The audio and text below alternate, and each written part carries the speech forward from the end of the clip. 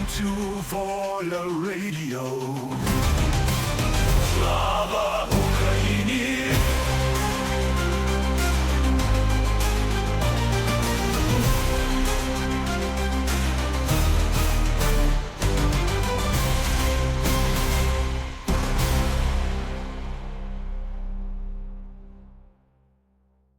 Good morning, good afternoon, good evening, wherever you are in the world. I hope you're having a great day. Lexicon, I see you down there. I saw Archbishop doing that run today that it was at Uku. Well, I saw video of it. So, yeah, it was pretty cool. Archbishop from here in the US, who is also president of Uku.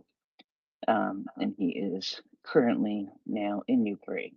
So keep an eye out for him. He's a pretty cool guy. He is constantly going. Anyway, hello, Will. Hello. I can't make you guys co-hosts from my phone. I have to do it from the host phone. Did you know that? Yeah, it's a fact. Um, there we go. Oh no, are you kidding me? Okay, well, anyway, let me see if I get a couple of co-hosts in here, or if I have to go onto another phone and fix what is somehow messed up, even though I didn't do anything to mess it up. Well, And it sounds totally reasonable to me that you'd have to add people as co-hosts from the host phone. This isn't some sort of anarcho-syndicalist commune of a app, is it? Somebody's got to be in charge. Oh, I just wasn't too much in charge. I just dropped Smokey from the space. I've he got to just go. said he got dumped. I know I've got to put him back. Hang on.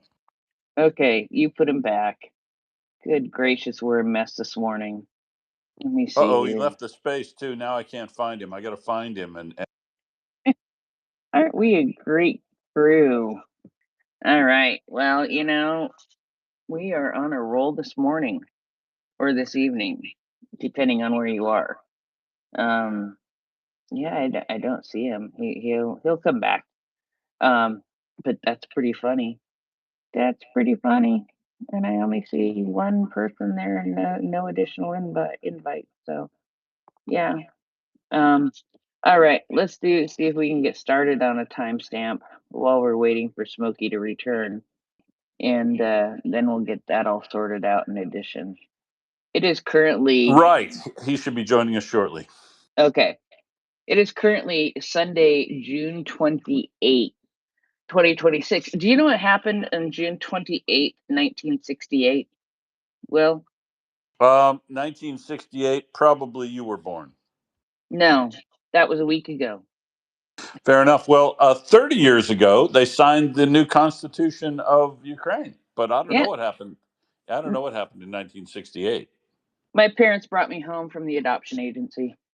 There you go. Oh, so it is kind of like being born into a It new is kind of family. like being born. My mom always used to call it my second birthday.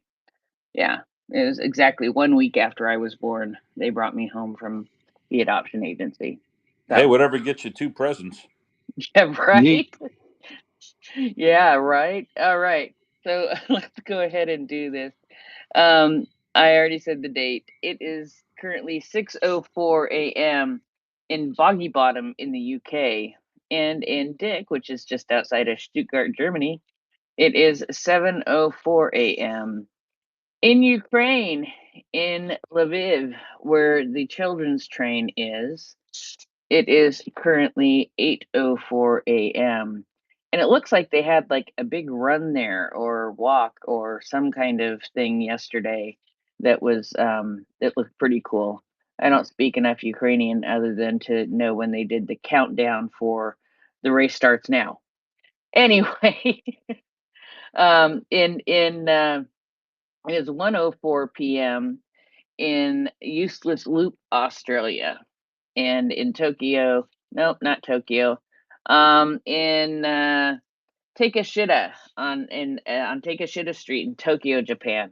It is 2:05 p.m. And in Foul Bay, Australia, it is 2:35 p.m. In Bendigo, Australia, it is 3:05 p.m. And then at 2:35 in the morning in Blow Me Down, Newfoundland, and in Satan's Kingdom, Massachusetts, where I hear they like to choke a lot of chickens, it is 1:05 a.m. And in Uranus, at the Uranus Fudge Factory in St. Robert, Missouri, it is currently 12:05 a.m. Now, let's see here. In Beaver Creek, Colorado, it is still Saturday night at 11:05 p.m. And in Poo Poo Creek, British Columbia, there's a Poo Poo Creek in British Columbia and a Poo Poo Point in Washington. They've got a lot of poo poo. Anyway, it is currently 10:06 p.m. And in Alaska, in Chickaloon, Alaska, it is 9:06 p.m. Alaska, where Sarah Palin can see Russia from her house. She's not really stalking me anymore, but it's become a thing, so it's a thing. And I hope you all are having a great day. And so we will be getting going here in just 2 seconds as I say hello to Smokey. Smokey, are you doing okay there, man? Did you get up and all that after Yeah, we kicked you out? I got it sorted. It dumped me hard there for a minute, but it was acting like the space had gotten dropped. But it appears not. It appears just something silly with my access. But to everybody, good morning, Kyiv, and good evening, good day to whoever it is you might be, where the sun is shining or not. Um, Lots of interesting things over the last 24 hours. Lots of things to talk about. The top things on my mind are actually the big strike on the Titan Barakadi factory complex in Volgograd. That is a marvelous and remarkable event that I'm sure Will and I will chew on. And the other major theme that I see tonight is the ongoing strikes against Russia's oil infrastructure, as another small site has been hit, a smaller unit at name is escaping me. Well, we've got another 5.9 million uh, ton per year refinery that is closer to the front that has. Slaviansk-on-Kuban, but it's only four, So four, it's four, only four. 4 million. Okay, the notes that I was seeing said 5.9, but four, close to the front, close to where they're producing fuel that's going straight to the front. I'm still happy about it, and it means that the Yeah, it's Ukrainians. that Slaviansk-on-Kuban refinery has been hit 6 times, or this is the sixth strike on it. The last one was back in January, where this is part of the Keep It Offline campaign, to make sure that, as you say, they can't produce just in time fuel for the front, but it's also now causing a big problem in the regional fuel crises, Smokey, because there are governors are now reporting that 2/3 of the stations in their territories are out of fuel, and it looks like they're feeding, as we suspected in the prioritization, industrial and agricultural fuel first. So the only places you can get fuel now in a lot of regions in Russia is on the main stations on the highway, and not out in the far regional areas.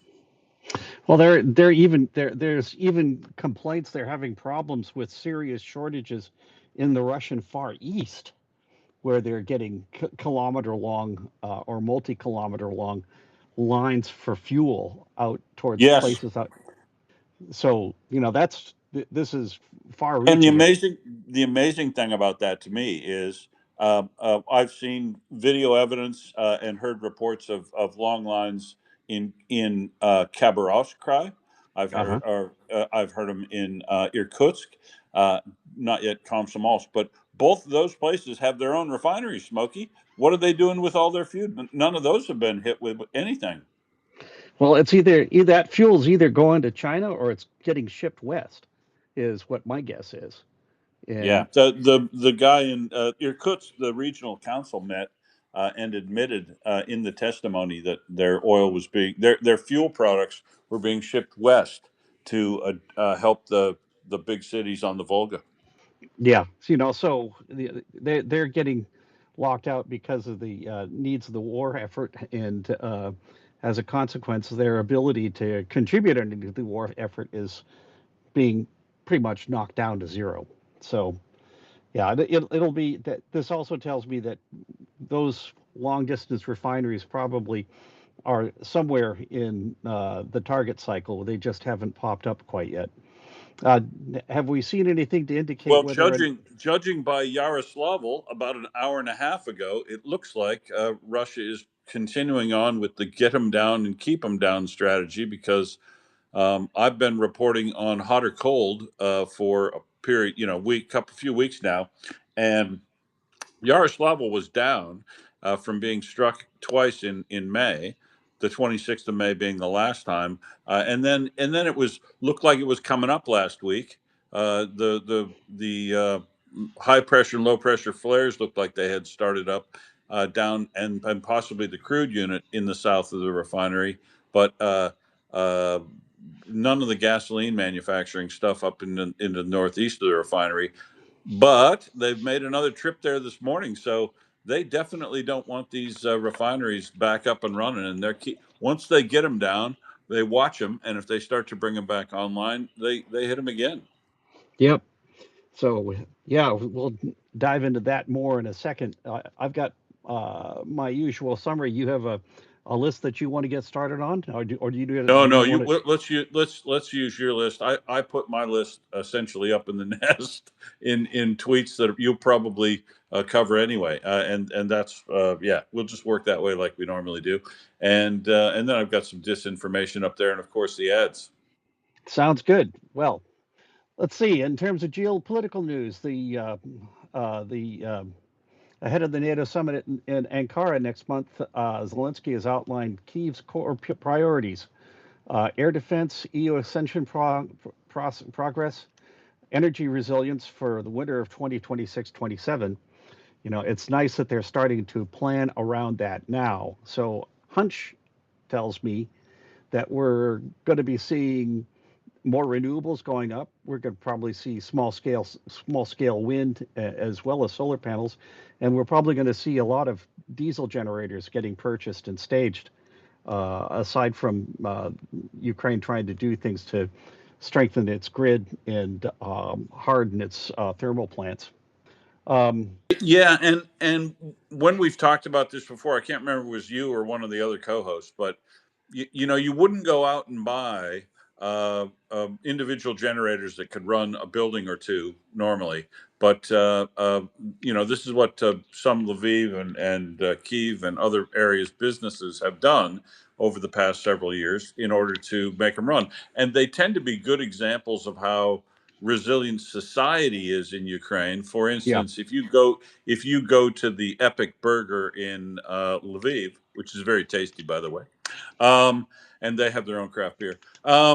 If you go there, there's a generator outside that can run the whole building because such a popular cafe that they've set themselves up to be able to supply themselves and all the other tenants in that building.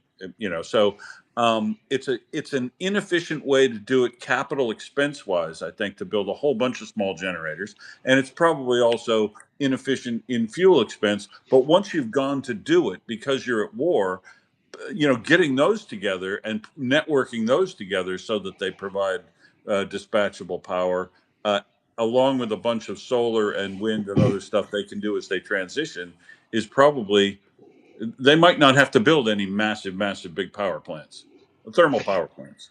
yeah. Well, there's no doubt that um they're repairing what was damaged and trying to keep it online and repairing switch yards and things like that. And I imagine they're probably doing things to try to further disperse and decentralize what they're doing.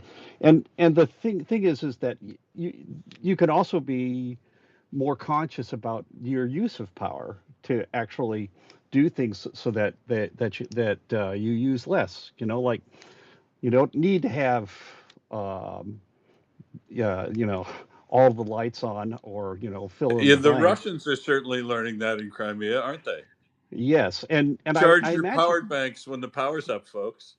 the Ukrainians also are able, to get better access to LED-based systems, which can be very small, which can be charged off of a USB port, and will provide you with sufficient light to do what you want, and so on. So there's lots of ways to adapt, and as a society, everything that I've seen is that the Ukrainians are figuring out ways to do that. The main thing that I think that they really need to figure out that is probably the most difficult is where they are in urban areas where they've got central thermal heating, where they've got heating plants or power plants that are also providing steam for building heat and things like that.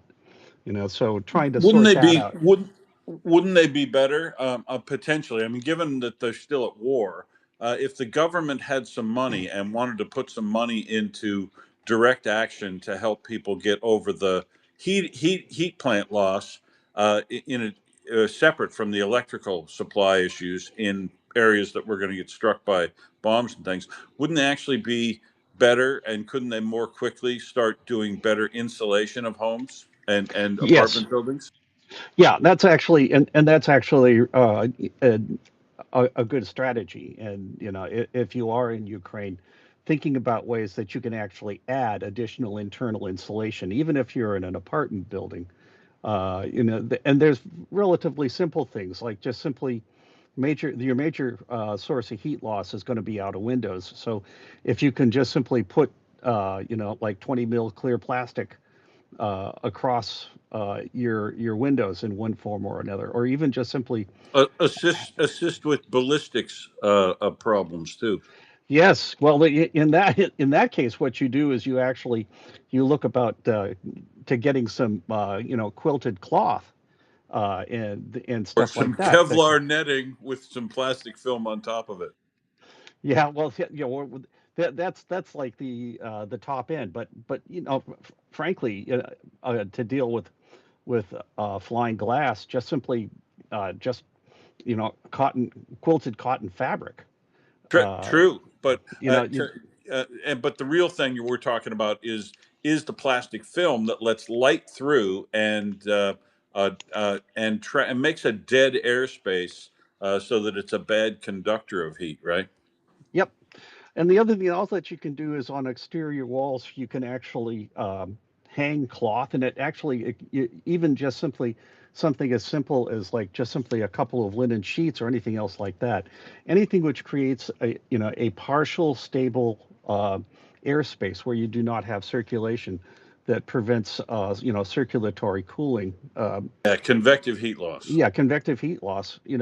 So you do that, and in a large enough building, it's not unusual for that to be sufficient that you'd actually maintain a fairly reasonable core temperature inside of that space, certainly above freezing, potentially as much as 8 to 10 degrees above freezing under the right conditions, even when it's quite cold. So yeah, it's my hope that they're able to start thinking about that and start taking steps to be prepared for that in advance. And, in the event that this war does continue to push on, as it probably will, I'm hopeful that there will be some breakthroughs later on this summer. But, I can't plan on that, or at least if I were Ukrainian, I wouldn't plan on that. And Right. I would be taking steps to make sure that I had all of my ducks in a row for dealing with cold weather and no central heat. So we'll see where this goes. But Well, and we know exactly where it goes when we're talking about the videos we have already and will see out of Crimea and Russia. Everything everything that Russia planned for Ukraine in the last several winters are going to come to pass in Russia this winter, because Russia, of course, will strike and try to knock out power and heat again in this winter. But Ukraine has already cut a significant, well, the vast majority of the electric power in Crimea, at least temporarily. And as they work on doing that, and they demonstrate how quickly they can take out the electrical power, and backup fuel generation and primary fuel supply. There's nothing stopping them from doing that in Belgorod, Kursk, the close Rostov on Don or Taganrog, and they may press on and do that sort of thing so that Russians start having to put out videos about, like Crimea will, how to do things, how to make sure that you charge your battery packs up while all the stuff that tips and tricks we were talking about in 2022 for Yep. Ukraine. Russians will now publish all that stuff themselves. These cryy, whiny videos that help and that help people, but they'll probably cry and whine first in them, and all that they'll act like it's the first time that's ever happened in the history of the world. When it'll be old hat. Well, it has happened to them. Isn't that the most important thing ever? Oh my word! Correct. I, you know, I cannot get to my dacha. This is this is unacceptable. Oh wait, never mind. Okay, so other geopolitical news. The Ukraine Recovery Conference has concluded in Gdansk with over 160 agreements worth 10 billion euros. Investment commitments. This is in spite of the Polish-Ukrainian diplomatic rift. Zelensky snubbed the conference in response to, or at least the perception is that Zelensky snubbed the conference. Actually, I think he was probably just too busy. But Prime I told Minister, him I think they told him, and he agreed that it was a good idea for them to avoid it, and why send yeah, the lightning rod to it? Yeah, yeah, but the PM Siveridenko led the delegation instead. and I'd rather meet with her anyway. She's nice looking. I'm kidding. and the Polish PM, Tusk and the U.S. Commission president also showed up. Now, thinking about that, the Polish foreign minister, uh, Sikorski, has publicly criticized the president's decision to revoke Zelensky's Polish honor, calling it inappropriate. So there is definitely, what's going on in Poland. This is a clear signal that what's going on in Poland is not monolithic, and in fact, is really it's political pandering on the part of the president, and he's And playing to. was timed specifically to prevent or to cause a ruckus right when that meeting was happening, Yeah, to cause companies or countries not to support the money or the support for Ukraine. But they haven't done that at all, have they? The support was no, fantastic. there's utterly no suggestion whatsoever that this really interfered with any of the reconstruction planning that everybody's starting to do. And that includes apparently even companies inside of Poland who are looking at participating. So, this is, a case of the Polish PM playing to the audience. Yanni, go ahead. I also want to say, I think that they, because at least here online, this is like a Russian thing. You will notice that there are a lot of Polish-looking people that are commenting on like how about this rift between Ukraine and Poland, and this it reminds me of the Polish farmers that dumped out all the grain on the road that turned out to be a Russian operation as well. And so it wouldn't shock me if this would be the case with this, that the fact that it has blown up to what it is now online and in real life, it is being fueled by Russia. Yeah, because if I agree. yeah, because if Poland steps back on its support because it does share a border and they were the ones that took in where almost every single refugee that came out of Ukraine at the start of the full-scale invasion, if you can cause a rift between those two countries, well, that will only benefit one country. It doesn't benefit Ukraine, doesn't benefit Poland, and it certainly does not benefit the EU. It benefits Russia only. And the So, president Navraki has fallen prey to this before, or done it for his own ego and political divisive purposes inside the country. But with Tusk and Sikorsky in place, like Sikorsky, that Smokey was just talking about speaking there. Also, I mean, he knows how to play this game, and and then he turned the tables on him really quickly and came out with the statement today too that the any future negotiations to settle the war should take place exclusively and directly between Ukraine and Russia, noting that they're already in contact, changing prisoners, and there's nothing preventing them from just having talks directly on the basis of whatever facts on the ground, if whatever, just have a he he has turned it on them because that Russia is fearful and scared and doesn't want to have a meeting with Ukraine on the ground while they're on the rise.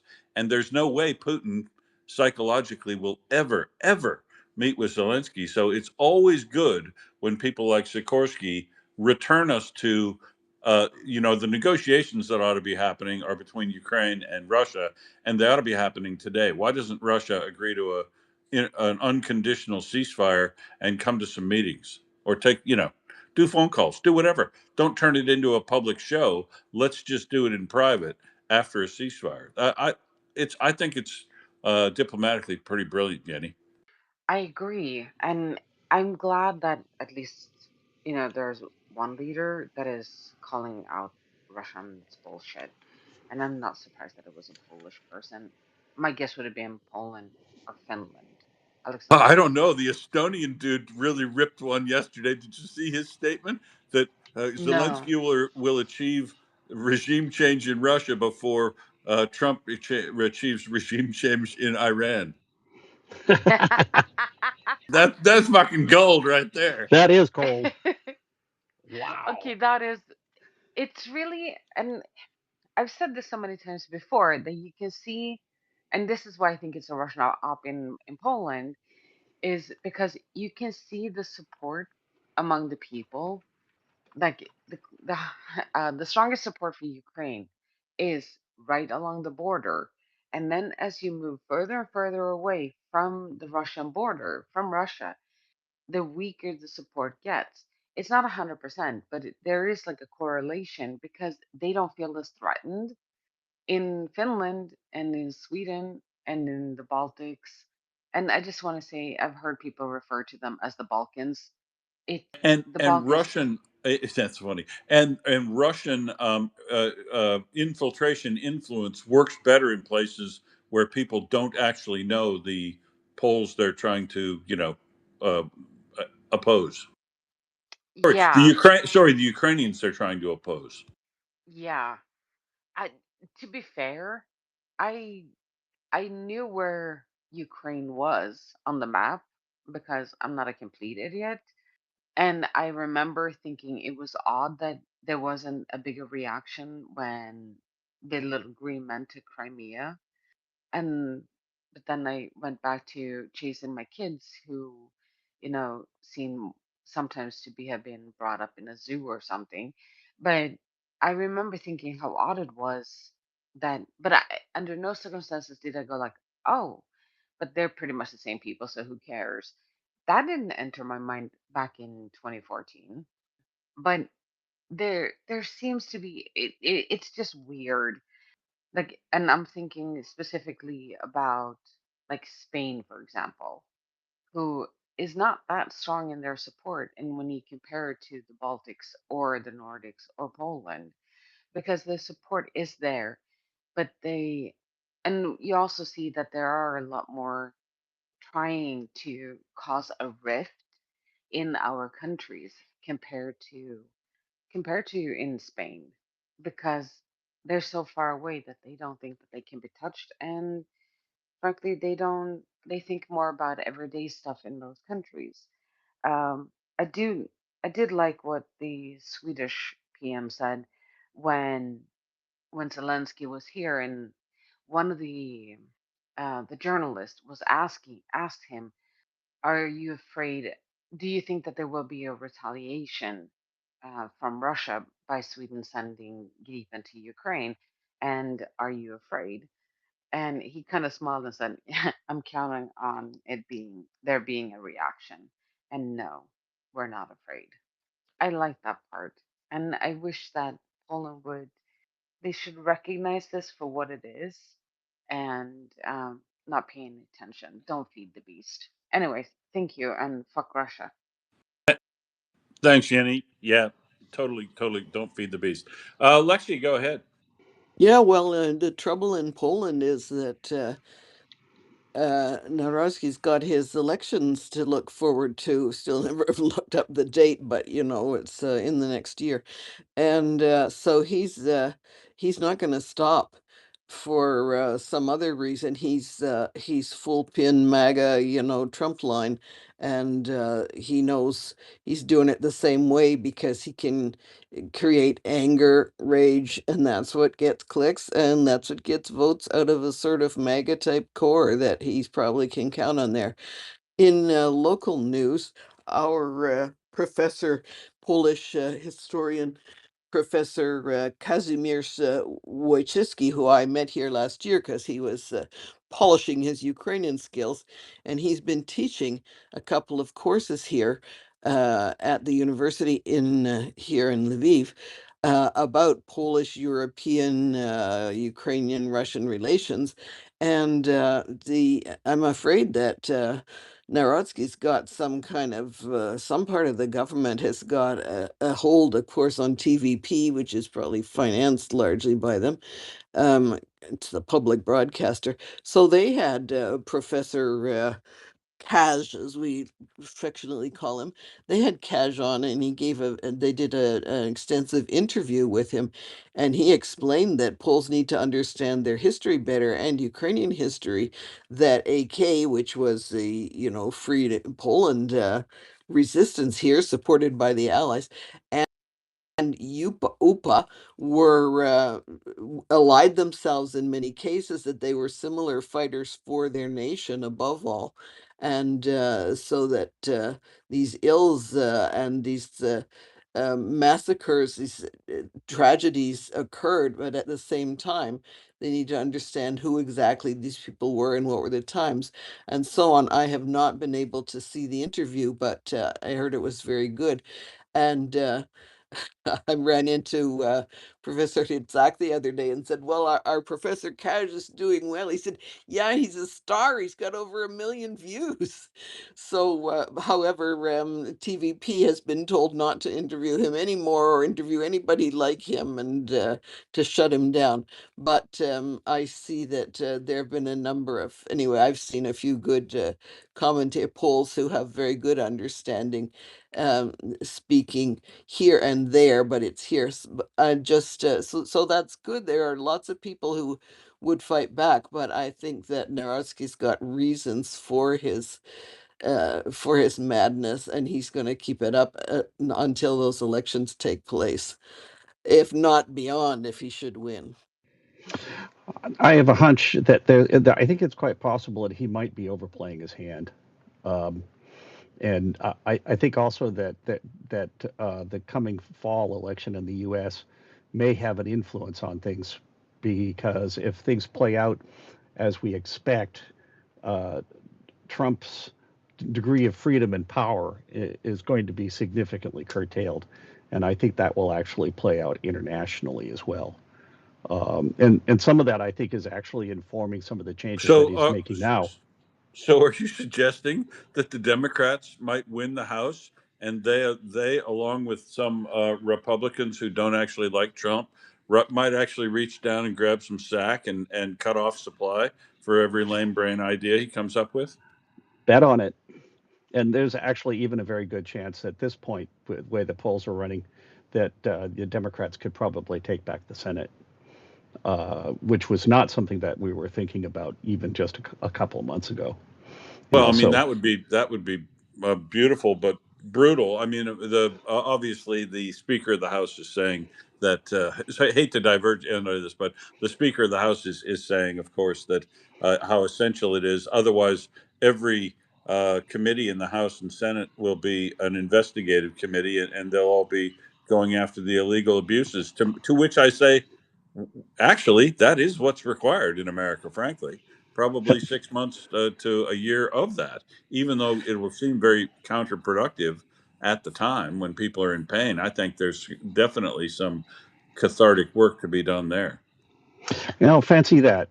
The United States makes an attempt to work on its internal corruption. Who'd have But thunk? But but as I've always said, that's the most important thing America can do for Ukraine is to get control of its own liberal yes, democracy again and root out all the fucking foreign influence that's in there, Russian and Chinese, the and the over moneyed influence, because that's provided a real avenue for bad actors to foreign actors to get into your system. if the U.S. gets control of if the Republicans lose control of at least one of the houses of Congress, there will be a flicking on of lights and a lifting of rocks and things like that, and we will see a dramatic scurry of all sorts of nasty little bugs heading towards whatever shadows they can crawl into. Lexicon, go ahead. Oh, just going to say that it's November 2027 that Narodsky's got his parliamentary elections. So uh, I don't know. So yeah, Right. We'll just think about them as the U.S. midterms then, basically. yeah, Yeah, that's right. yeah, yeah, and I think seriously, I do think that Trump falling hard actually will have an impact internationally on just simply the movement of a lot of these sort of marginal Russian adjacent or Russian sympathetic parties or isolationist nationalist groups. It will Totally affect them. agree. Totally agree. Imagine Trump losing the House big, or both the House and Senate big, or House big and the Senate just barely in America, and the collapse in support that could create for people like Navrocki and these, essentially past their use by date ideas of how to Yeah, govern, and all the Russian influence. It could start to fall away pretty quickly if the United States gets back in play, which is why I always say the best thing that happened for Ukraine is to America to get control of itself again, so that they can be a good ally to yep. Ukraine, and improve even upon the bad ally, the not great ally that Biden was, but the absolute horrible not ally that Trump has been. Nothing's going to happen until they fix that problem. But that's good. But wait, I diverse you over off of. Ukraine onto U.S. politics just for a minute, because I think it's an important development. But back to Ukraine, um, another 7 civilians were swapped by Russia, released from being detained as a result of the Mariupol. So these are all people from 2022 again, Jeff. It's a good Wow. day when you get 7 people uh, released from Russian captivity, because 95% of all of the released parties, civilian or military, by Ukraine, show some signs of torture. Jeff, it's ubiquitous Mm. in the Russian system. Just it makes it's a combination of uh, nausea and rage that I feel every time I think about that. Um, and it also reminds me of the unmarked graves that probably contain upwards of 80,000 souls in them that we see in satellite pictures, and in some cases, the Russians have almost literally paved over them to build apartment buildings in their effort to hide the atrocities that they committed. Yeah, Yeah, there's a lot of it's buildings coming down to exhume bodies when this is over. yeah, I have no doubt. Um, yeah, so but yeah, any day that we get somebody back into Ukraine, the better. The flip side of that is this is a couple days ago, Al Jazeera um, has reported a couple of things that the Ukrainian strikes and Russia's stalled advance are feeding a surge in Russian military desertions. So, this is Nice. Where at? so that everywhere, pretty much everywhere, but possibly Konstantinivka. And the other indication is from Russian OSN channels is that the advance of any Russian advance outside of around Konstantinivka has basically stopped. So, And yeah, if we're on the front lines, we can talk more about Konstantinov because I wanted to know if you thought there was any updates to this envelopment sort of and infiltration that's going on there. But more importantly, did you hear the results of what's probably happened up near Nove in north of Liman?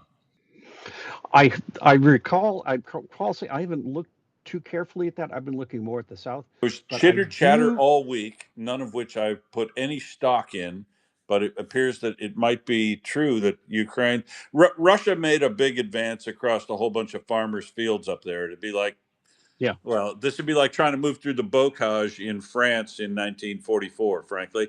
Um, but I think some interesting military comparisons can be made from that, actually. But in any case, Russia burned itself out trying to take up territory here and can't cover it all. So here again, we have a situation like around Kupiansk and down near Huliopoli, where Ukraine has been what do they call it? Probing to contact and not really meeting any. So keeping probing a little farther, Jeff. Yeah, they're pushing. Yeah, there are multiple locations where Ukraine is carefully probing into the shoulders of Russian salients.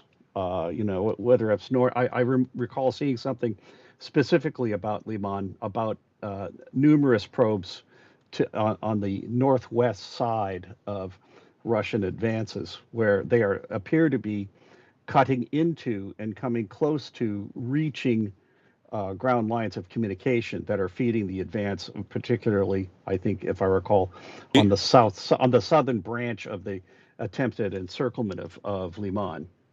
Yeah, and so this is the northern area between there and about halfway between there and Svatova, if you're lateral, but they're well west of that, of course. And we I think it's probably true now because there is a quite a lot of artillery and bombing action on that Nove area. So it does suggest that Ukraine has reoccupied the area that was meant to have been held pretty safely by Russia just a few weeks ago.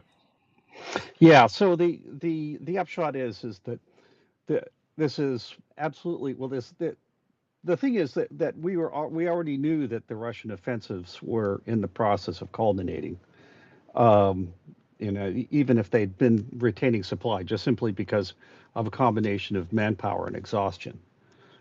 But now with the logistics interdiction in full swing, that it's gotten even worse, and that there are a lot of places where you do have Russian soldiers who are evading the barrier troops and disappearing, just simply saying, we're out of here.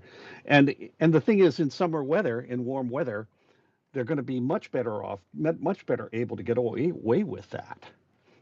You don't have the problems of exposure in winter that you do trying to travel cross country, probably mostly on foot. There are a lot of these people who are probably just simply beating feet on foot and wandering back through areas that are pretty much unoccupied, raiding houses and otherwise.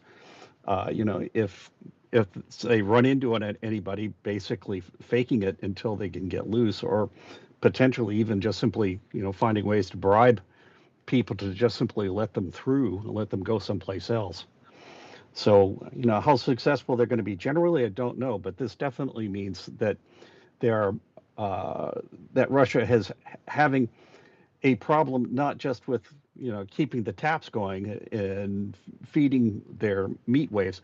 There are bigger holes in their sieve that all of that essentially water is flowing through, so that they're actually losing it not just to Ukrainian action, but they're losing it a large amount in friction to troops that are just simply throwing, not necessarily throwing away their weapons, but just simply saying, "I'm done."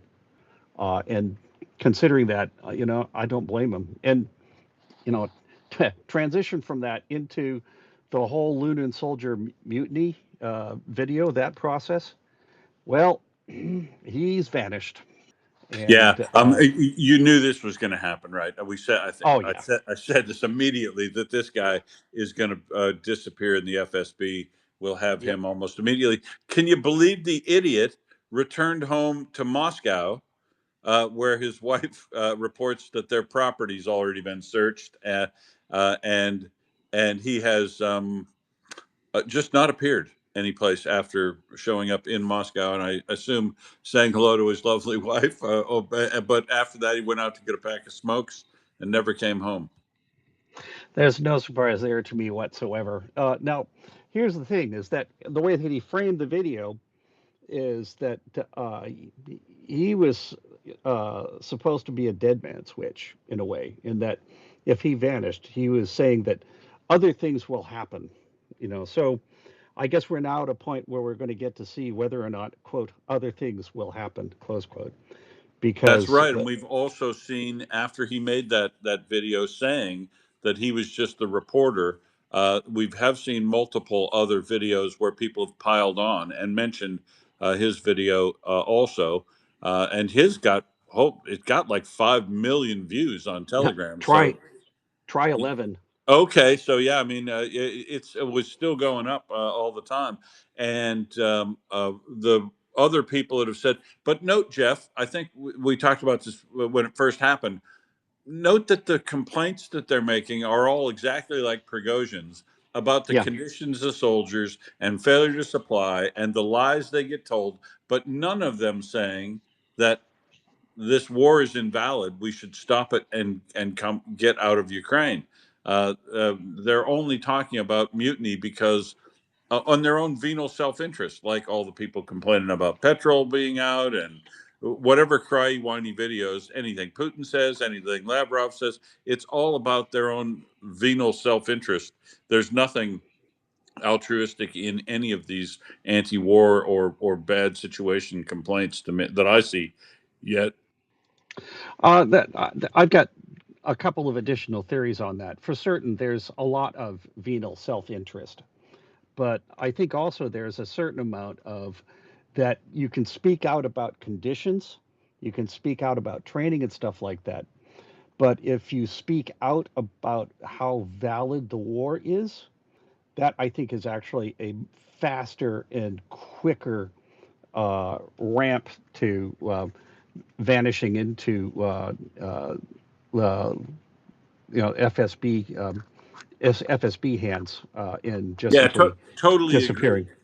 And I think So that's why some of the videos that get made are appeals to Putin, right? yeah, Even though they're couched in terms often that you would think would have them taken down. It's everybody feeding into this bad boyers, good czar, or mutinous complaints that they need to be able to appear on TV with Putin, but always that they'll come to some agreement with Putin that he's not the problem. There's always other people. Yeah, they don't quite get to the epiphany of we need to stop the war and get the fuck out of Ukraine. yeah, 100%. Well, let's go back to what you were asking about Konstantinivka, and I've been following that, and just the TLDR from what I get from this is that we're dealing with a situation that in many ways is similar to what was going on in Pokrovsk, and that you have a large number, and there's even been some reporting from the MOD about that those supposedly contested areas inside of Konstantinivka are amount to less than two companies of Russians total over spread out over an urban area of like 10 square kilometers. So what you've got is it's just the lines really in many ways are just simply interpenetrated, and there's just a tremendous amount of air interdiction on the part of both sides by way of drones that are slowing down movement and supply and everything else like that. But even considering that, from the Ukrainian side, the Russians are suffering more heavily, and that their ability to keep those troops in supply is being significantly reduced. So my sense is that we're going to see this play out. Uh, I don't think there's any danger of um, still. I don't think there's any danger of Konstantinivka being taken anytime before the end of August, if then. Um, and the logistics interdiction is definitely affecting them. They're not able to get the kind of support. We're seeing increasing use of Russian tactical air. A lot of what's being done to try to dig out the Ukrainians is the Russians dropping monster bombs in places where they think they are, and making big holes in the ground and knocking the rubble about. Um, it's undoubtedly killing Ukrainians in there, but it is not killing them as fast as the Ukrainians are killing Russians by a large margin.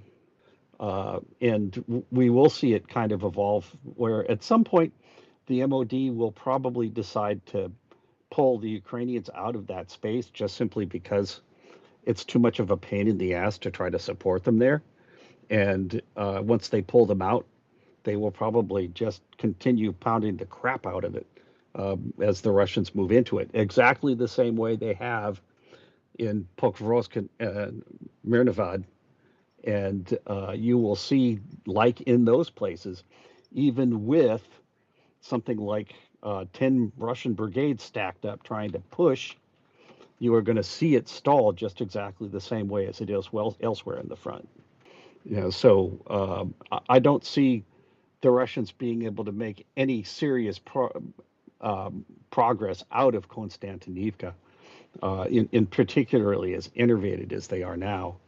Because well, here's the other thing is that once they get out of Konstantinivka, they're into farmland again. They're into open territory with no place to hide, and it's still at least another 5 to 10 kilometers before once they get out of Konstantinivka, before they reach the Ukrainian fortress belt, all of those fortifications that they've been building and adding to.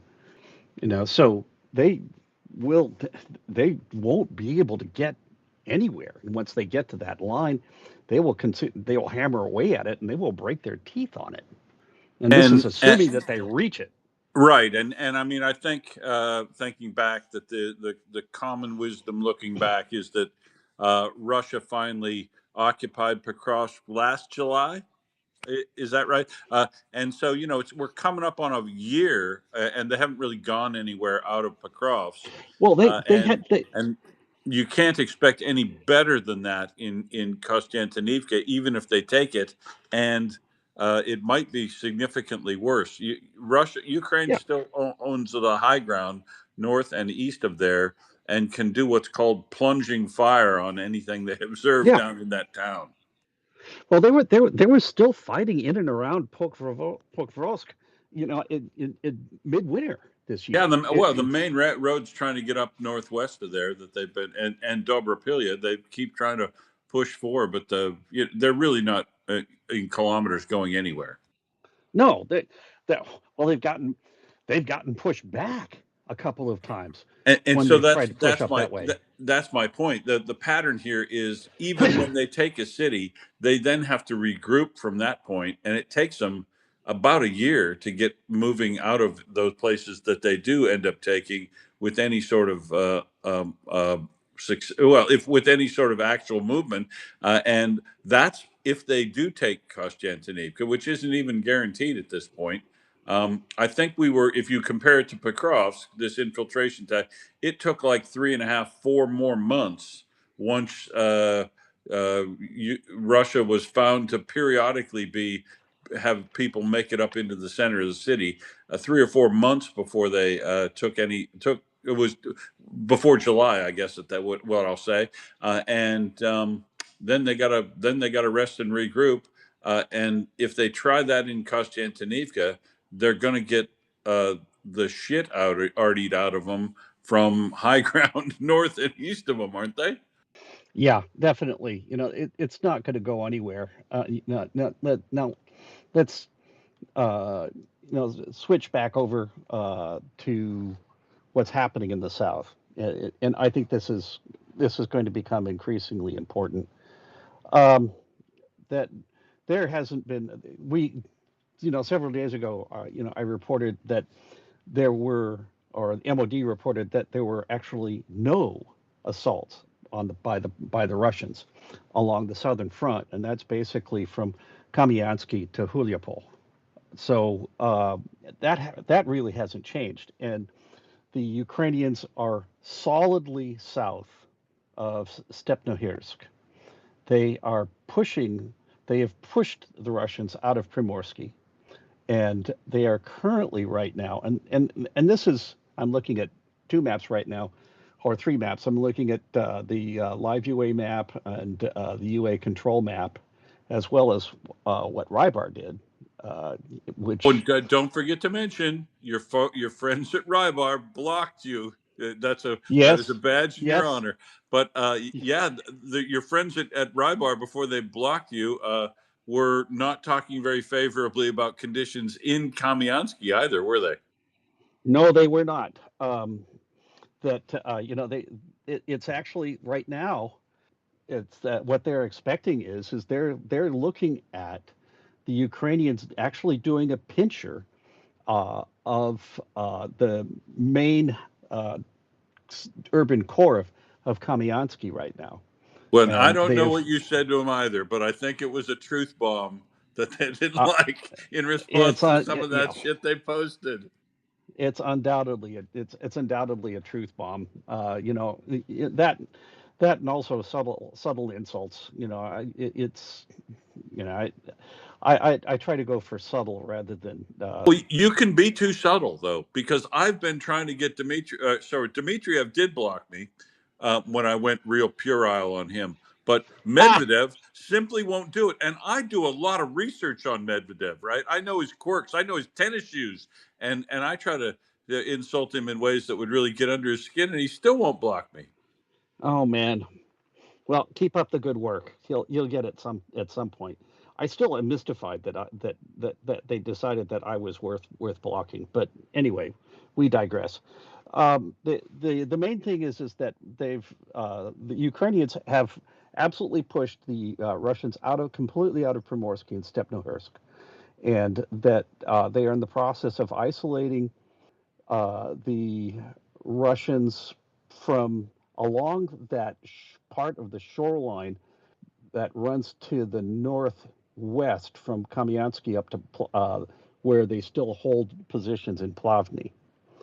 And there is a really good chance that they could be in the process of isolating and potentially circling portions of the 135th Motor Rifle Regiment. Now, that's a unit that has gotten the ever-loving crap beaten out of it for quite some time. And there's, and some other and units. now isn't getting nearly as much supply as it was across the river from Vasilivka. No, no, it is no, it is not. And as I said, there are a couple of small. I'm blank. I cannot find the English translations for. There's two small rivers that run down through that drainage into what's now the swamp. The That Conca. and the Kamka, yeah. So that's the major one, and I think that's the northern one. And the Ukrainians are completely across that. So it's the southern, somewhat smaller water course, which is really the only obstacle that runs in a line to the southeast out of Kamyansky that the Ukrainians need to get across in order to get into, to start to really sink their teeth into isolating those Russian units. And there's like four primary units that are right up there. There's the 109th Air Assault Regiment, the 135th Motor Rifle Brigade, and the 247th Airborne Regiment. All of these have just been enervated. There's a territorial regiment as well, in some bars units and stuff like that. But these are all Russian regiments that have been getting seriously chopped up. And And the bars units are exclusively made up of Ukrainians pressed into service from the occupied areas. So I don't expect they're going to be massive defenders. no, no, they are not. Absolutely not. On the assumption that there really aren't that many true believers in Ukraine that want to be Russian.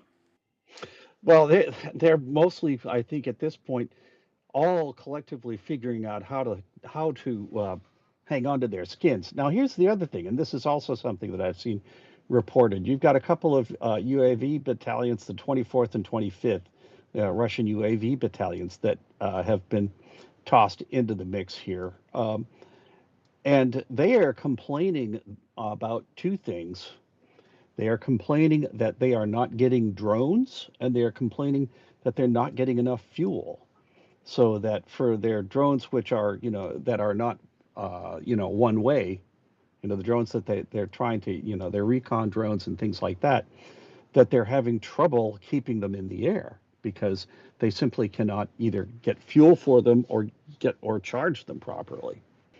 So we've got, in addition to the 1.5 to 1 advantage that Ukrainians are still enjoying as in the way of drone superiority, that has gotten even worse in this area because of the Russian drone units' inability to actually keep things flying.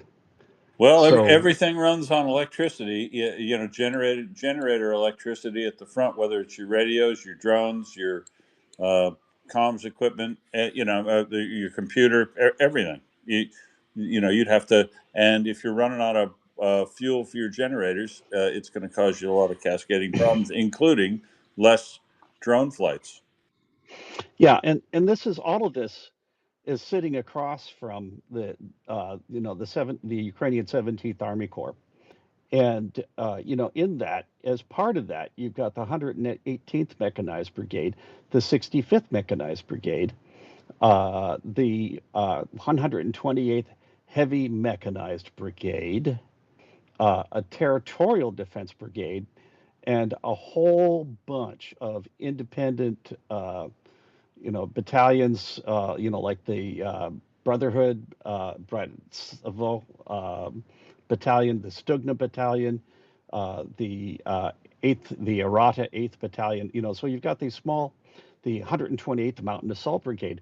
So poised across these enervated, out of supply Russian units right now are this pile of leashed fury that is just looks like to me like it's just poised, it's just waiting for the right moment to get slipped off its leash. And so it's there's no guarantee that this is going to happen, but I'm sure that this has got to be something that the Russians have got to be looking at, because if I see these dispositions, I can be certain that the Russians have got this and are looking at this, and they've got to probably be counting noses and thinking about this and looking at the logistics issues they have, much less getting supplies, just getting men to these locations to cover losses. Um, you know, they got to be in a position where they're wondering if the other shoe's going to drop. And Yeah, and all this is got to be a worry to Russia that they need to keep reinforcing this area in addition to whatever they're trying to feed into the grinder at Kostiantynivka, and the logistics effort they'd be trying to put into now, trying to keep some supply to their military units right there. It's all a matter of a big. Well, there's problems all over for Russia. They can't get supply in from the south. They can't get supply in from the east all reliably. They're being pressed on pretty hard here over near the Kakhovka Reservoir, and much of their activity, the only activity that seems to be, and I'll call it bearing fruit by the things hit the targets, is the glide bombing activity and a reduced drone activity near Huliapoli and Karakova. And up in these areas where they finally try to address the probing to contact that Ukraine's doing. They're not really, I guess, on the offensive right now. It's the only Kupiansk, but this cancerous infiltration of cities, I don't know. It just doesn't worry me as much as it does some people, Jeff. No, it doesn't worry me particularly at all. And some of it, part of it, the problem with that is just simply how much the Russians are trying to play up as a propaganda weapon. You know, they're That's using now this. that's true. They'll try to treat Konstantinov, yeah, like they took Rome. Yeah, well, it's like Rome, and the other narrative is that, boy, we take Constantinivka, the whole rest of the city belt is just going to fall just like dominoes. You wait and watch. We're going to suck it right up, like a lizard sucks up a worm. You know that. Yeah, exactly. When in fact, it's probably more likely to go the analogy that I'll look at is once the Russians finally took the Donetsk International Airport from the cyborgs, Ukraine had fully fortified the area around Avdiivka so that they essentially were going to break their teeth on that. Yeah. And holding out at the airport did that for them. Holding out at Konstantinivka, the only good thing about that for Ukraine before losing it will be that, yeah, sure, on the map, Russia can say the next stop is Druzhivka, but Druzhivka, Kramatorsk, and Slaviansk are the belt of cities. Konstantinivka down in the little valley there in the bowl can be lost, and that doesn't make Druzhivka anything like going to be falling over and giving up anytime soon. No, no, but moving a little bit to the east and thinking about Huliopoli again, that's the Ukrainian Ninth Army Corps, and I'm looking at the units that are sitting out with that, and there's like 9 or 10 assault and mechanized brigades standing up in front of that attempt at advance that the Russians are trying to make out of that city. So they're just simply beating the crap out of anything that starts trying to head out the highway there, towards Orkiv, and just smacking it flat. And once again, all of these units these Russian units, they've got a motor a tank regiment that's basically got no more tanks. They've got rifle regiments that are under supply and under strength. There's the naval brigades. There's a bunch of this is where a bunch of the Russian naval brigades, the 155th, the 40th. Let's see, was another one there. There's a bunch of them here that have been bled white like 3 times in this war already, that are getting bled, have already been bled white. I don't think they've got any blood left in them at this point because of how badly they've gotten beaten up. And these are the groups that the Russians have been trying to push really hard in their effort to take the rest of Zaporizhia. And this is also a group where, under the right circumstances, there isn't a lot of Russian fortification out there. They've actually stepped away from where they were in the Serovikin line, a year and a half ago, 2 years ago. And it is quite possible that we could see later on in this summer an advance that should, at the very least, potentially roll them all the way back to the Serovikin line, basically roll the entire Russian line back, 50 to 60 kilometers across most of the front. And this is what the interdiction is doing.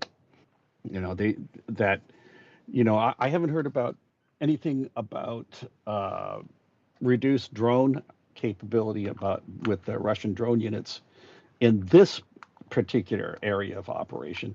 But I have no doubt that it's going to come. And yeah, and actually, one of the things that thinking about this, one like, there's one bad thing that happened today is that the Russians were able to squirt a couple of ground force uh, past. Uh, I think it was like past Zaporizhia city, and they got up somewhere to the northeast of that to an airfield, and they were able to nail a couple of MiG-29s. Um, Yeah, I but put the story up there. I don't think it's two though on the ground. This is the problem with the Russian videos. They always cut out at the wrong time, and you can't tell exactly what they got. They switch yeah, angles and things. I think one was shot down. Now, this is where I think Ukraine's probably not telling the full truth.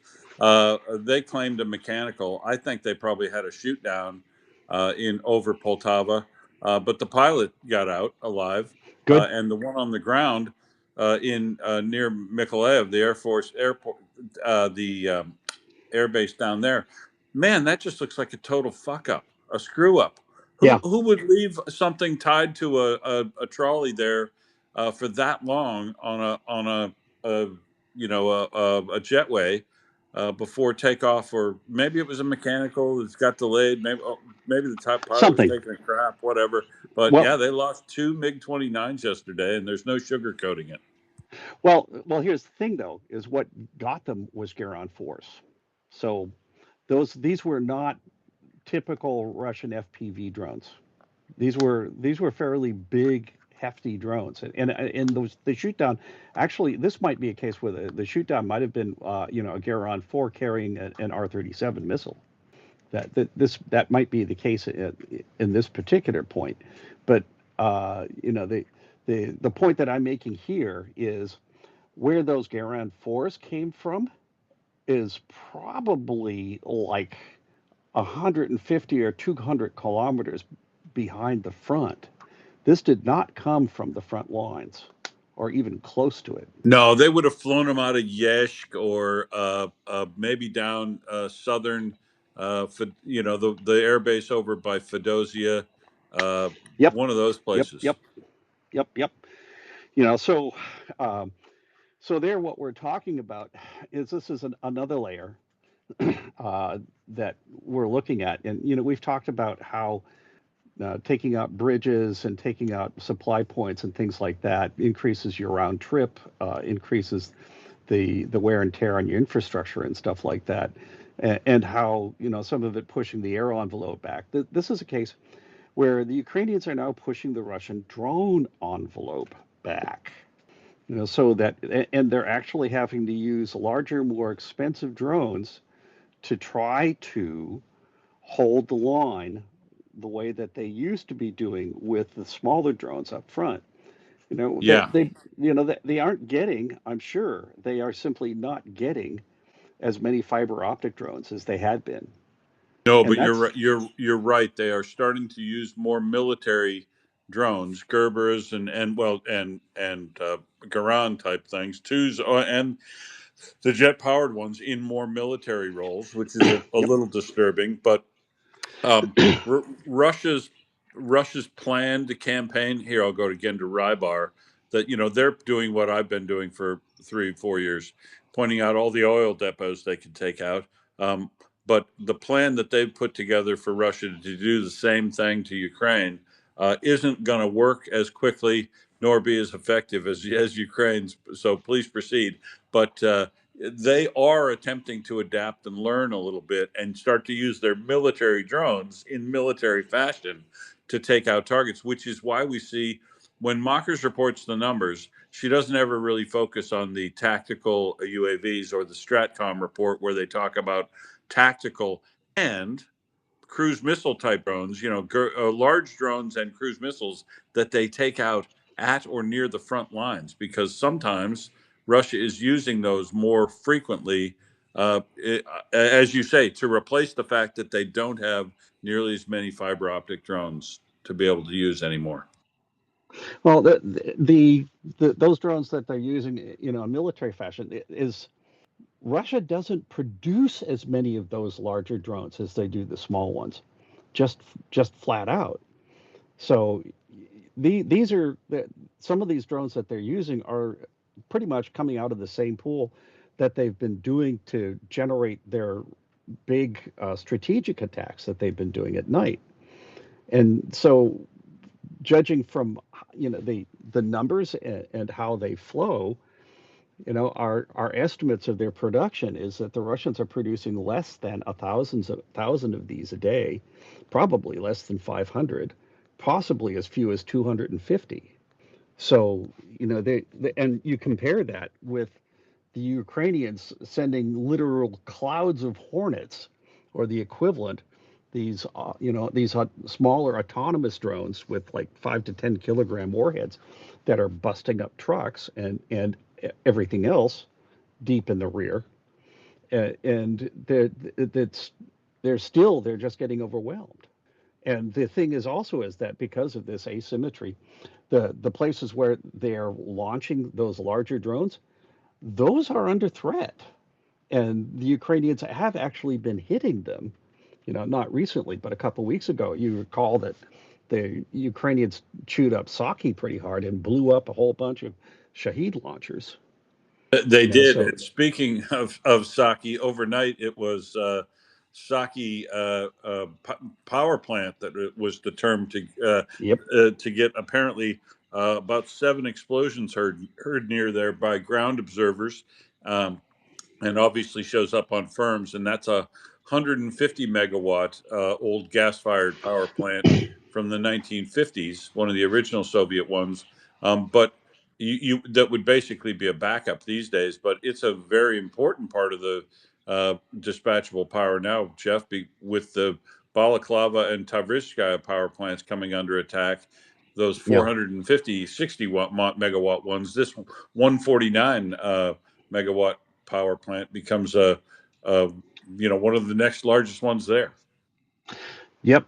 So that the loss of those power plants, it's turning, uh, it is absolutely turning Crimea into, if you will, a city writ large under siege. And it's going to make it impossible for the Russians to be able to support any kind of force or any kind of um, combat activity I call from it the Isle Crimea. of Crimea these days. Yeah, and they really they just simply they are not going to be able to support the 150 to 170,000 troops that they have in the southern part of the front. It will be impossible. They can't do it from there, and that's going to mean everything is going to be running through Mariupol, Berdiansk, Tokmak, Melitopol. They're going to be running through that zigzag through Zaporizhia, and they're going to get crucified. They're going to continue to get crucified. The Russians are talking making big noise about trying to come up with their own rear area logistics, anti-logistics campaign.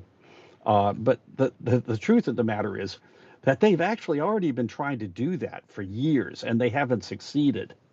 They're talking that game now, and they're trying to do things to copy what the Ukrainians are doing. But the thing is that they are not showing the signs yet that I've been able to detect that they're going to be able to do the same kind of force generation that the Ukrainians have to build up their drone forces and generate the volumes of weapons that are required for them to be able to do that. And that's really their challenge, because they're not as bad as the Garans are, as bad as some of the other mid-range drones the Russians have are. They cannot build them as fast as the Ukrainians can. And this goes back, there's another geopolitical thing. One of the things that's been happening, the Duma made noises about some talking head inside of the Duma, named I do not recall right now, was talking about that Russia is going to start attacking Ukrainian drone manufacturing facilities inside of the EU. Oh yeah, I read that too. That bloke's name, I'll pull it up for you. Yeah. So, but the upshot is that this is becoming desperate enough, and I think the Russians realize they are behind the curve on this, especially with the start of our 40-day event here that the Ukrainians are doing. That they're behind the curve in terms of being able to do the necessary force generation in terms of drone warfare units and drone warfare equipment to be able to play catch up to what the Ukrainians have already done. And, just simply the level of saturation the Ukrainians have been able to achieve and how far they've been able to push things back, the destruction of the microelectronics, the destruction. There was the factory, also the electronics manufacturing facility that got hit in Moscow. So we have the Ukrainians that are knocking the legs out from under exactly the manufacturing capability that Russia needs to scale up in a hurry to be able to catch up with the what the Ukrainians are doing to prevent the asymmetric erosion of their frontline forces that they're just simply not going to be able to do that. And then and let's talk about Titan Barakati a little bit. Oh, You know, let's, shall we? What my favorite follow up from this? There's a lot of really good stuff, but my favorite bit is the picture, the side by side picture of the bloke standing in the crater at not Kryvyi Rih, but Birit, uh, Bielotserska, south of Kyiv, when they blew up the garages with the Oreshnik, Mhm. and the guy standing outside one of the buildings in Volgograd that is one of those whole massive, massive factories that is absolutely gutted, by that What is it? explosion. I think what it was, what is it? Manufacturing facility number 38 or whatever the hell it is they call them. Yeah, 48, I think. But yeah, you're right. Yeah, so and yeah, I saw that picture and the building is just a skeleton. You've got a few of the outside walls and girders, and that's it. And notice the shape, right? Because an 1,050 kilogram warhead goes inside that building, penetrates and explodes inside. And much like the factory in Voronezh, you can literally see the spherical shape of the explosion inside the remains of that building. Yeah, and you It's a also thing of know beauty, that Jeff. It really is. well, the other thing of beauty is that explosion going off inside those four walls means that it tended to contain that explosion and channel it through the rest of the building before that force was able to expend itself going out windows. So all of that shock, all of that force was going not just in that one section, but it was going transverse down along the length of that facility, just tearing everything apart. And of course, blowing. We don't know what sort of shock, shrapnel, and other damage there is in the other part of the facility that was immediately adjacent. Shared an internal wall with it, but I'm sure that there's a tremendous amount of damage in there as well. It isn't as utterly brutal as the building in the picture got it, but you don't have to take down the walls and floors and everything really for you to render a manufacturing facility ineffective or unusable. So you're looking at anything probably within 150 meters of the point of detonation of those uh, flamingos is probably pretty much horse to combat. But let's talk about what they were manufacturing there. This Bastion facility, missile launcher bases. Bastion missile, yeah. So what the Soviets do, yeah, I'm going to go ahead and just say the Soviets. What the Soviets do is tend to use a, a TEL type launcher design on all the ranges of stuff. So this thing made bases and transport equipments that standard boxy Russian design transporter that the missile stands up vertical on, whether it's an Iskander or even a Yars, one of the RS-26, like the Oreshnik, those things. Upgraded versions of these things is what they made at this factory. Yeah. So that there are the real key piece there is that the launchers for the Iskander M's. So you've got the But Iskanders. They've also also the Onyx, also the Yep, Zircon, uh, yep, anything that uses, it's called the Bastion missile launcher base. yeah. So all of that basically is done. So for probably the foreseeable future, we're looking at, and they're not going to be able to rebuild that facility. They're going to have to generate new someplace else, whether it's in Volgograd or someplace else. They're going to have to build another facility. They're going to have to move people, skilled labor out to it, many of whom were killed or injured in this attack because these places are running 7 by 24. Yeah, let's You're hope going to have, shift change was at 3:51. yeah. Well, if it was, that they're in a real serious world of hurt, and this is also going to have an effect in terms of morale. People are going to are going to hear about what happened to this plant and to the people working at it. And I can assure you that this is going to throw a bunch of cold water on people's ideas of taking the manufacturing jobs that are involved with the industry like this, because they will have solidly in their mind the images of what it looks like after a flamingo hits one of these things, and are going to be wondering what it would be like if they were sitting inside of one of these places when one of those missiles landed and went off. So they're gonna have trouble rebuilding it. They're gonna have trouble getting, skilled labor to go work in it. And even if they do, we now have demonstrated the Ukrainians can hit it. So they've got approximately 60 Iskanders a month that they're producing here. It may be, about half that number of zircons and stuff like that. They're going to have trouble finding ways to get those missiles onto TELs in order to be able to put them into operation. They're going to have to be recycling stuff back so that they can actually, so that it's going to be. I totally agree that, and look at the brilliance. Like I said when we first talked about this, I do fan fiction, but Ukraine typically comes up with even better, something even smarter than I think of, because two things. Look back now, even though we can't see the inside of the building where it went punctured in Votkinsk. Imagine how much damage was done inside that building, the metallurgy plant Yeah. of that factory. Now, looking at these two in Voronezh and here, and imagine how yummy that blast circle sphere would have been. And that it did slow them down from February 20th to early in May, or in May.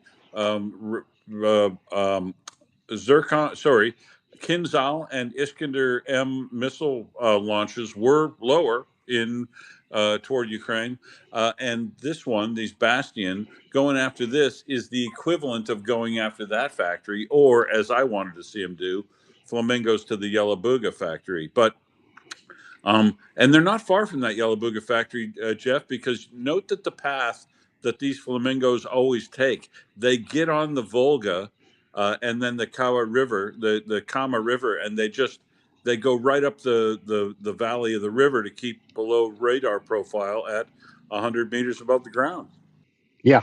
So they're basically driving in through that, and they will do it again.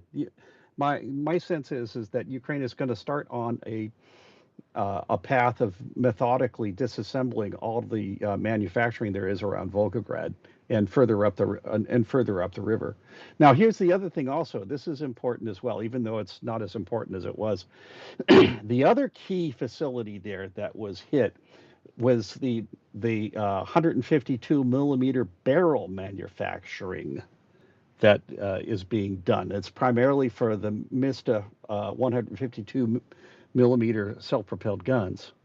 That is really at this point is the backbone of their remaining 152 millimeter artillery. So Now, so why is this important? Well, they're not really building a lot of new SPGs because of the tempo, the rate at which Russia fires stuff out of those weapons. They're still firing, as many as 8 to 10,000 rounds a day of artillery. A lot of that being 152 millimeter. You put about 2,000 rounds through one of these barrels, it has to be replaced because it strips the rifling sufficiently that your accuracy goes uh, from a specific block delivery address to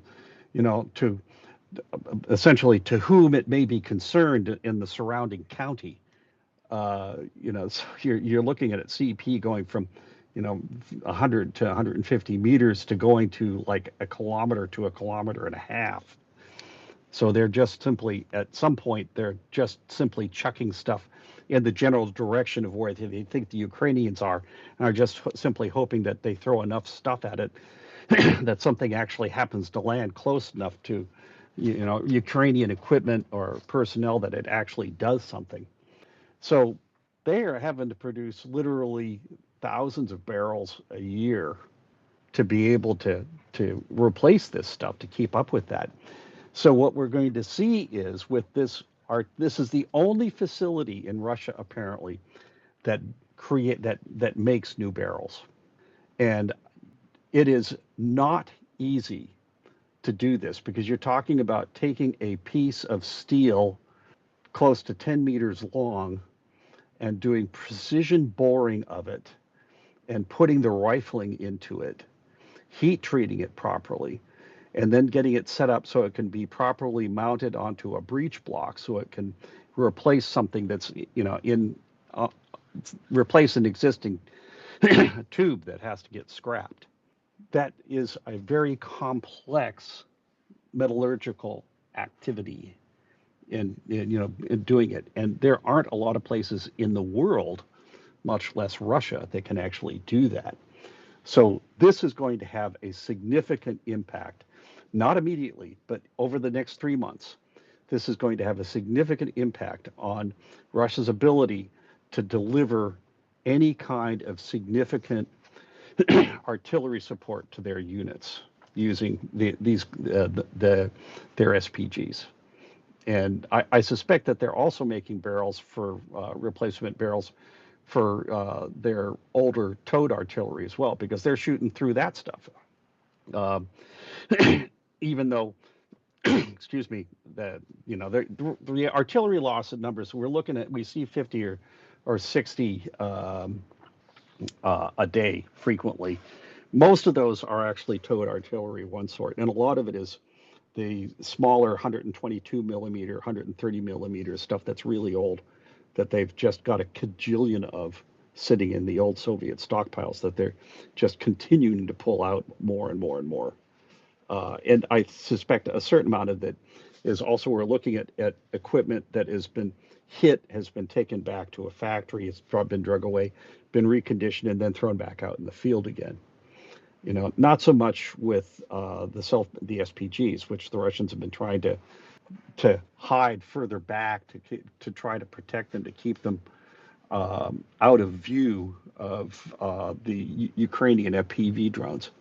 So, but the thing is that 152 millimeter artillery is actually, in many ways, it's what is really most dangerous for the Ukrainians who are close to the front line as far as artillery is concerned.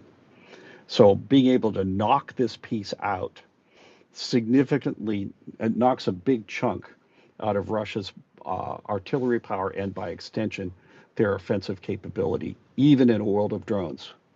And that is key, right? This is the thing that Russia or Ukraine is methodically going through and knocking out ammonia plants, ammonium nitrate, ammonium acid, all precursor chemicals for explosives.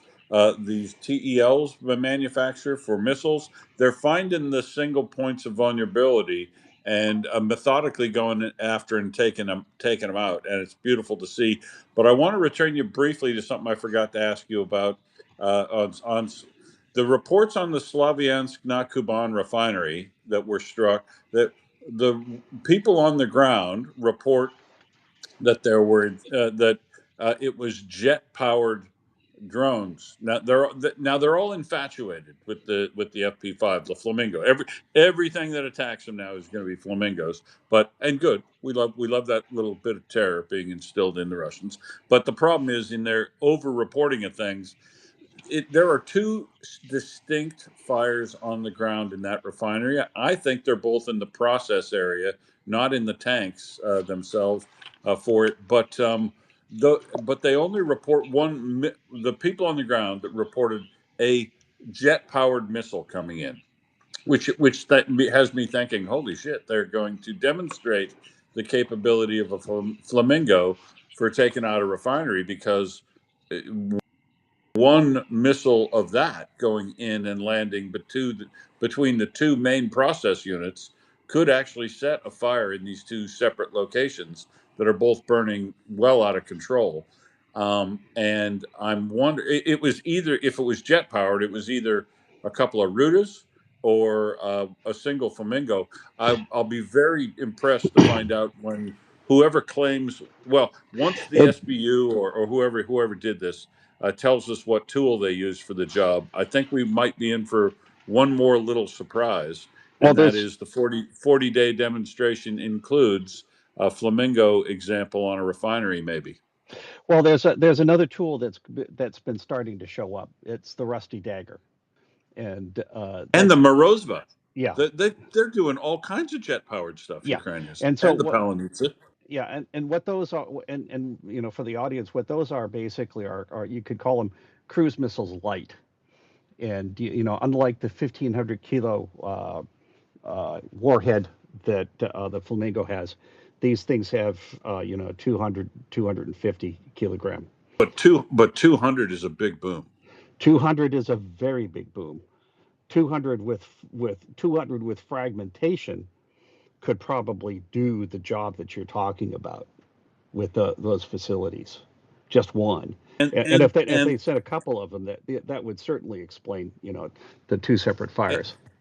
And the accuracy of these things is undeniable at this point, Yeah, Jeff. That they're making it right inside these buildings that it was no fluke that they flew that into the right through the roof of the Votkinsk factory. yeah, We said they've launched 6 at it.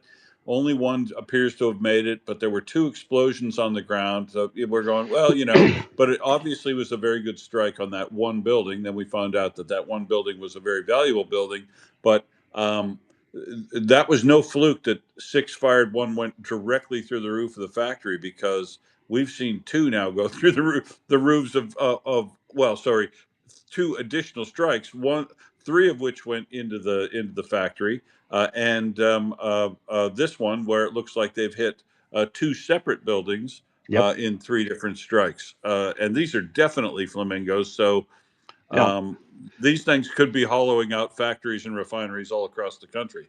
We're talking about a CEP of 10 meters with those strikes.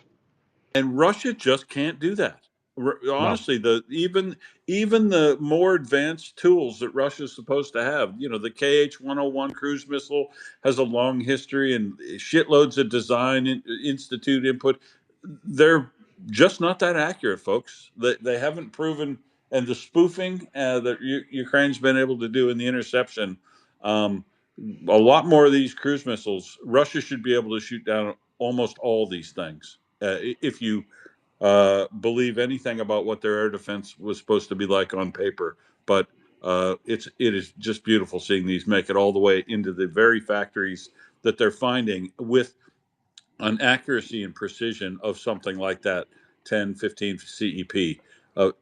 10 CEP with a 1,050 kilogram warhead is like dropping a nuclear bomb a block down the street, which is well, the Oreshniks won't do anywhere near this damage because their accuracy is dog shit. It's hundreds of meters, Jeff.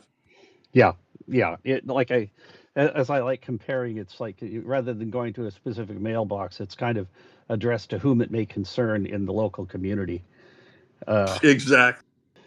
so yeah, so Russia has an accuracy problem, and you mentioned this over the last couple of sessions that we've had talking about how showing the images of obvious craters from Russian strikes with Ukrainian bridges in the background, obviously unaffected. That once again, Russia's been talking a big game, and they're talking about how they're going to do this interdiction, but the evidence is that they have been trying, and that they've been trying for months to replicate what it is that the Ukrainians are doing, and they've been consistently failing.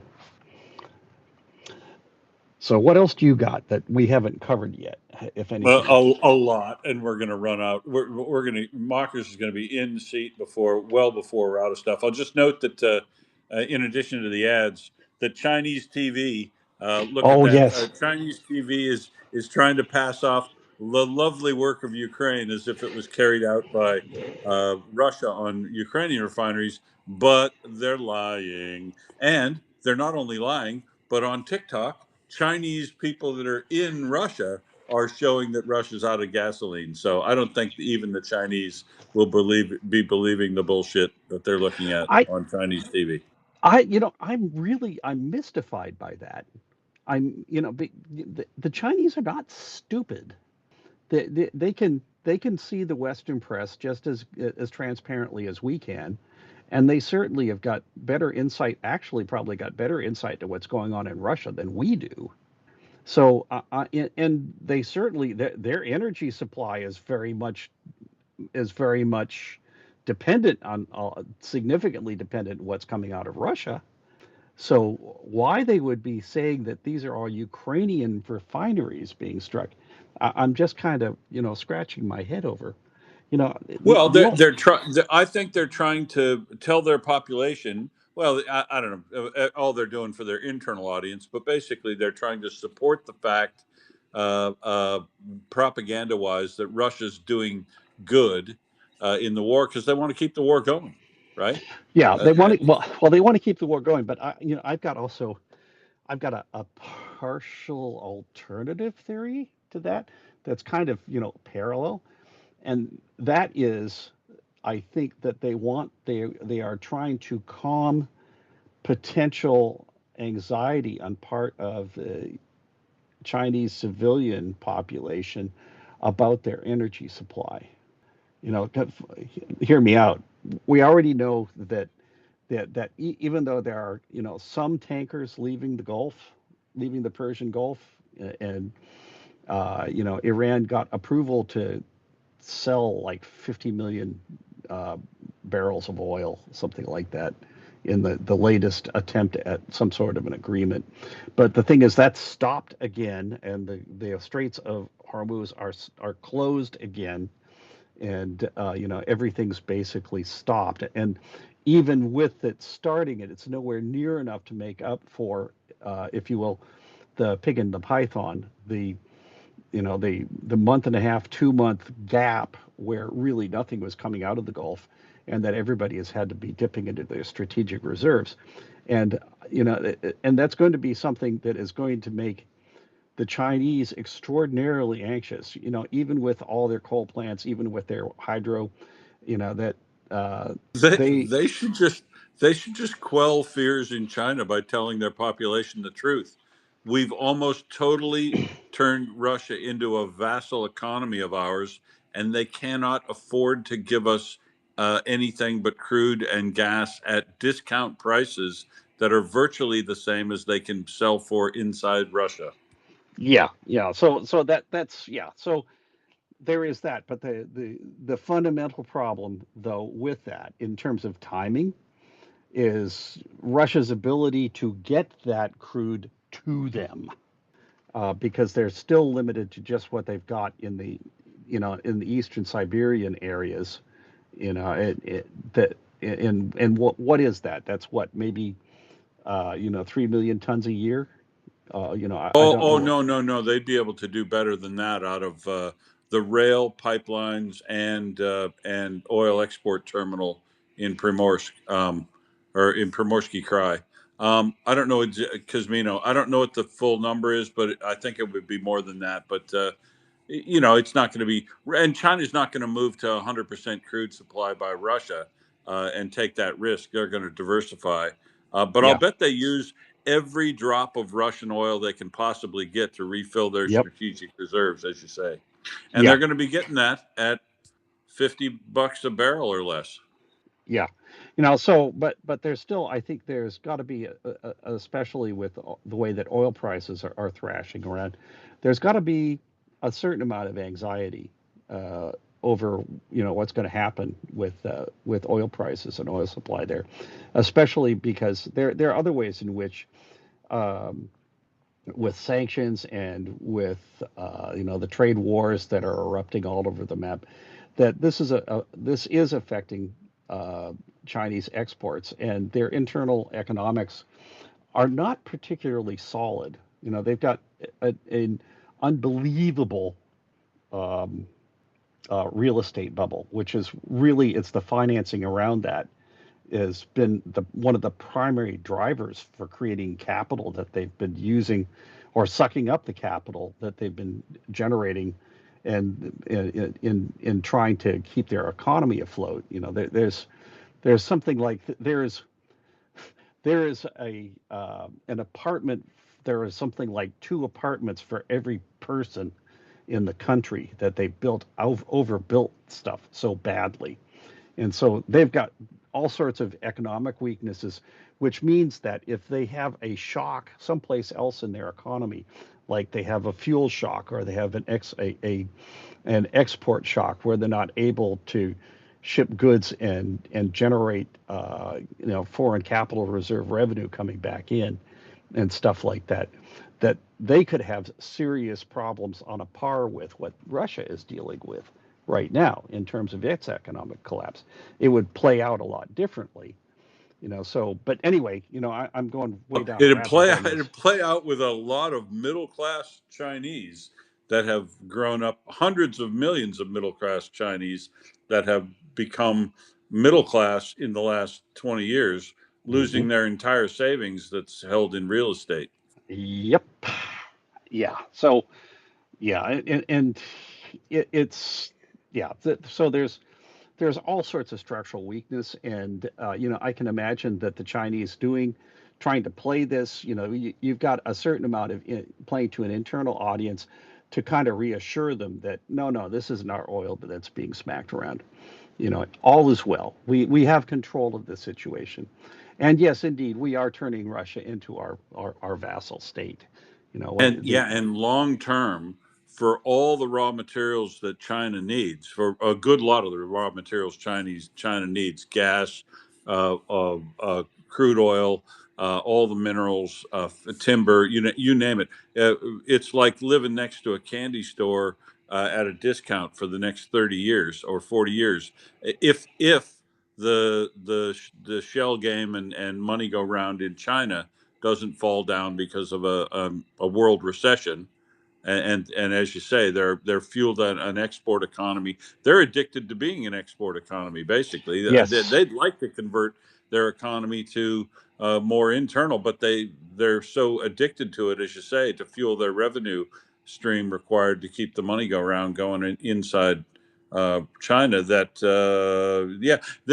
it's that old problem that sure they bought up a lot of U.S. bonds and everything, but Russia's going to be, or sorry, China is going to be really massively hurt if the U.S. has a big recession too.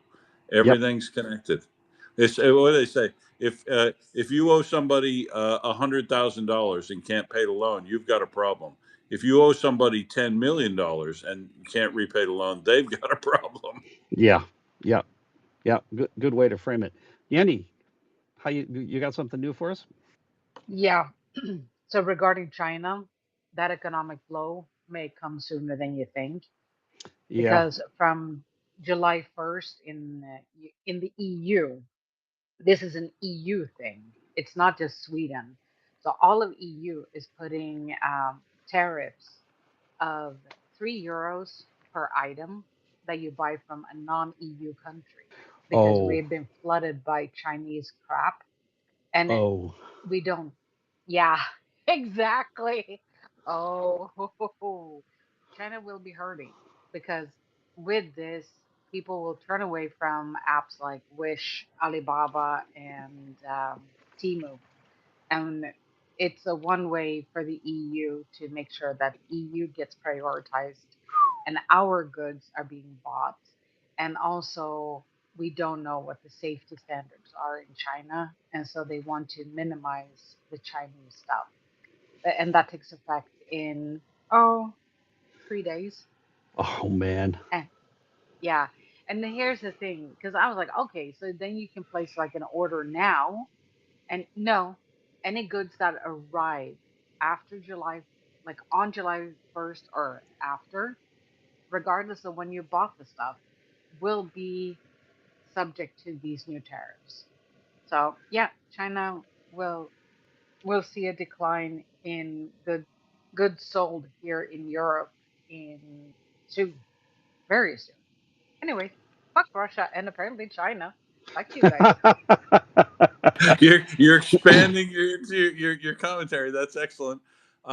Now we've got only 8 minutes to go, so before we get off, I want to highlight the fact that we've got ads up in the right hand side of the nest for all the fundraisers we support, except Rebecca Makiowski's got to run down a new version of her fundraiser general one because her little campaign on how to teach people how to be efficient use of their time and efforts and material at the front by giving away that book for a promotional raffle is done.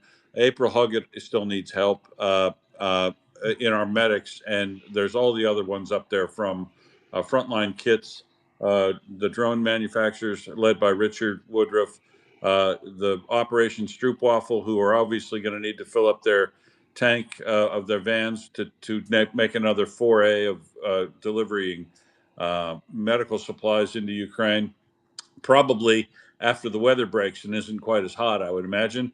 The Bazillion Sisters, who do humanitarian work in Ukraine, either of the War Doggo ones, the proactive campaign to help SBU Alpha.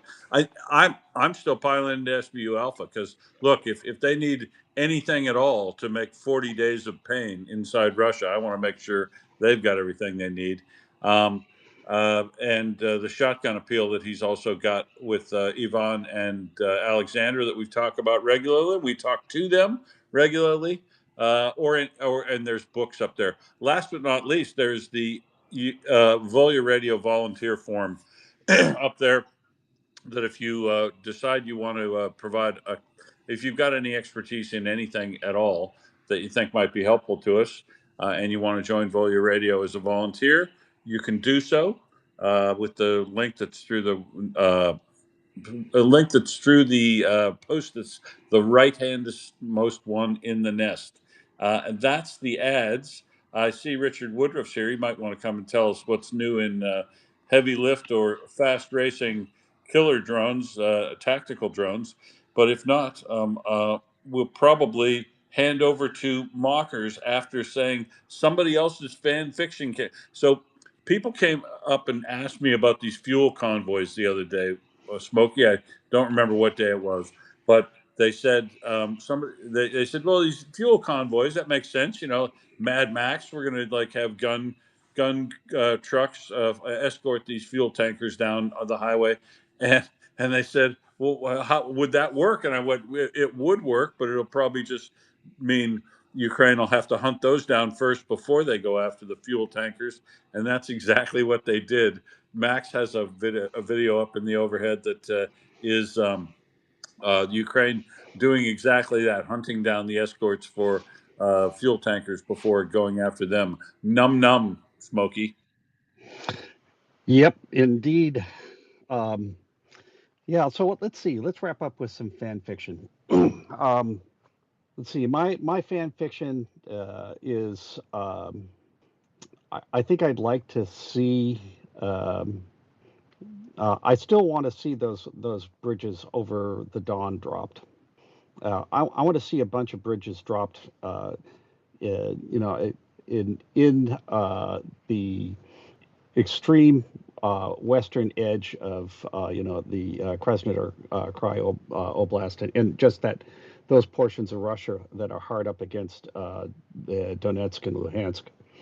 I'd like to see a lot of the rail get mangled uh, through there as part of, the next week or so. Because if the Ukrainians are able to do that, that will those are areas also that I suspect right now are probably less protected than they were, and certainly far less protected than they should be. Well, they did take out a bridge down southeast of Melitopol last night with some drone strikes, and it looks like you can still find back ways through here, but the path to get from uh, Henichesk over to Mariupol these days looks a little bit like a prairie rattler. It's not the straight line it used to be. No, it's not, and the the railroad repair brigades have not been able to keep up with it. I was looking at a picture of a bridge that was somewhere in Zaporizhia that got dropped. It was a road bridge that actually got dropped on top of a rail line. Yeah, You know, that's the one. yeah. And they just simply haven't been able to get to it to clear it. They're going to have to do two things there. They're going to have to move probably 400 or 500 tons of concrete and twisted steel, and then they're going to have to repair the railroad roadbed underneath it as well. Could You know, probably use another one of those railroad cars with the cranes and lifting stuff on it that they blew up in Voronezh a couple of weeks ago, too. Hey, oh dear, oh my, yes, yes indeed. Those are going to be getting in short supply because I'm sure those are a real, those are a target that the Ukrainians would have an absolute Jones for anytime that they come into range. I am certain. But yeah, and my rationale here is that I really want to see. We're looking at something like 70% of the supply has been cut off to the occupied regions of Ukraine, along the front there. I want to see that get notched up to like 90%. I want to see it. I want to see the entire region just simply choke, absolutely, utterly, completely choke. And so that, my fan fiction is the supply gets so bad that Russia has to literally halt all offensive activity south of Liman. So that's I think that's my fan fiction to wrap up the evening. Anything else is very, gravy as very far as good. I'm concerned. Very good. We'll take that for fan fiction for today. It's 2:58 p.m. in the workers' paradise. The sun's out, so I better go get a walk in between rainstorms. Thanks, Smokey. 2 hours absolutely burns by, and we didn't cover close to anything, everything we needed to. So I'm sure Mockers and Firefellow will cover the rest as I listen quietly. And I'll say Slava Ukraini to you and see everybody again tomorrow. Herom Slava, my friend, and as always, it is a great privilege to be able to be up here with you and to be talking about Ukraine and trying to help bring about a just and effective conclusion to the war. And I will say to all the rest of you, Slava Ukraini, and wait to get my hook. And I see that Mockers is up. Morning. Yeah, that was you getting Okay. hooked. Hooked it. Yeah, that was him getting hooked. Sorry, couldn't resist. Can I Incoming. can I say something really quick? No, of course you can. Huh. If you happen to be in the Lviv area at the St. John Paul II Cathedral, there is a big, huge service happening starting in 1 hour.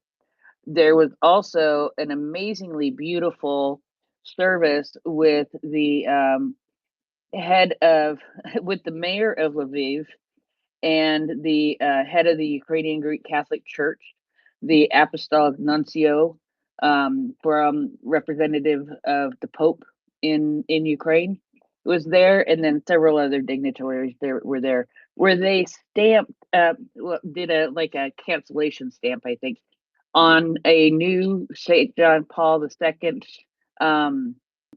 stamp that was really, and it's really it was really cool. I'll see if I'll tweet out if I can't find it, the link to the YouTube video of that happening, because that's just a short video. It's really sort of cool.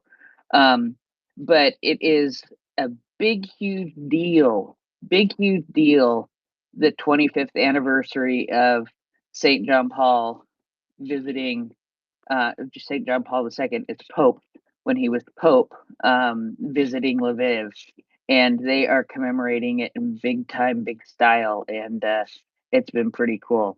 It would be fun to be on the campus of Uku. I could imagine right now there was a big huge run there and stuff on Saturday. So I just wanted to point that out. I know there's lots of stuff happening having to do with this, remembering this, him being there. So, and I know, there you go, church time over. Are Except you all right? I'll except let you. except for Lexi put her hand up, and I bet you she's got more to add I on that. know. I know. I've got eyes, babe. Unless I'm in the flow, I do have eyes. You often can't Let's see go. hands though. No, no, I can today because I've reinstalled the app again. Lexicon, go ahead. Yes, well, indeed, we have a massive banner up here at UKU, at Ukrainian Catholic University, commemorating the 25th anniversary of the visit of the Pope. And I heard here from our absolutely excellent, brilliant Dr. Ivana Guide, who guides us on visits, and she said that when he came here, he gave mass, of course, gave people mass, hold a mass, and celebrated a mass, and that he spoke Ukrainian on this visit. So how do you like them apples? And I had not heard that before. And he spoke very beautiful Ukrainian, she said. So that's interesting. Now it's like about to be 36 degrees here. So I would confess that I spent yesterday mauling. I got myself in a rather hot bus out to the thing called King Cross Mall, Leopolis, city of Leo the lion. And so I spent the day hunting for things and keeping cool. And today it appears that our management has bought fans for us. We've yet to see them, but it will be 36 today, 37 tomorrow, and we don't get relief till Thursday. So that's our life. Well, you'd be glad to know it's a little bit cooler here today for me, because I don't do very well in the hot weather at all. So thankfully, I woke up this morning. I was like, "Oh my God, it's not 90 degrees in my house." Thank goodness. So yeah, I am feeling a tiny bit better, although I've had barely any sleep because you know how these things go. Working on a Saturday night is not conducive to a full night of sleep, so I'm absolutely knick-knacked, which is nice. Morning, Firefella. Morning, you lot. Thanks for the introduction, everyone. Yeah, so just on the subject of cooling, don't forget you can use spray bottles. If you've got a fan, like you can spray yourself with water beforehand and let that cool you. Or people, if you've got any flannel, really thin flannel, soak it in water, put it on your head, and sit in front of a fan. The other thing we used to do, if you're suffering from heat stroke, get a bucket of water, stick it between your legs, and stick your wrist in it up to your elbows and just sit there for 5 minutes. It will cool you down beautifully. But otherwise, people, that's in the absence of the obvious, which is if you're too hot, go and have a cold shower and just chill. But Mockers, I've seen so much red today, I'm not sure my eyes are working properly. Well, there has been a few booms, yes, there absolutely has. But I want to talk to Jenny first, so we'll talk to Jenny first. Morning. Good morning. I just want to add to the things that you can do to cool off. Actually, the cold shower will kick in your internal furnace and kick it into high gear. So actually, warm showers are better because then the body's like, "Oh, I'm already hot. Let's cool off," and so it will do its thing. Um, that's a really good tip. And drink loads of water, um, preferably with a little bit of sugar and salt in it to replenish the electrolytes that you're sweating out, like all the stuff that you like sweat out. Because at these temperatures, there's no glowing on women. I know the saying, horses sweat, men perspire, and women glow. I'm like, no, we all sweat at this point. And I get it that there are other places in the world where it's warmer than it is in Sweden right now. I don't care. We're not supposed to have this heat. We're not built for it. Our homes do not let heat escape. It clings onto it like it's last dying breath, and you know, and I'm also challenging the spontaneous combustion because trust me, I am warm enough to do that at this point. So do check in on your friends who are not used to the heat, and that would be all of Europe, all of it. None of us are used to this bullshit weather. Um, I know that sharing is caring, but Marcus, you could have kept this heat because we're really not built for it.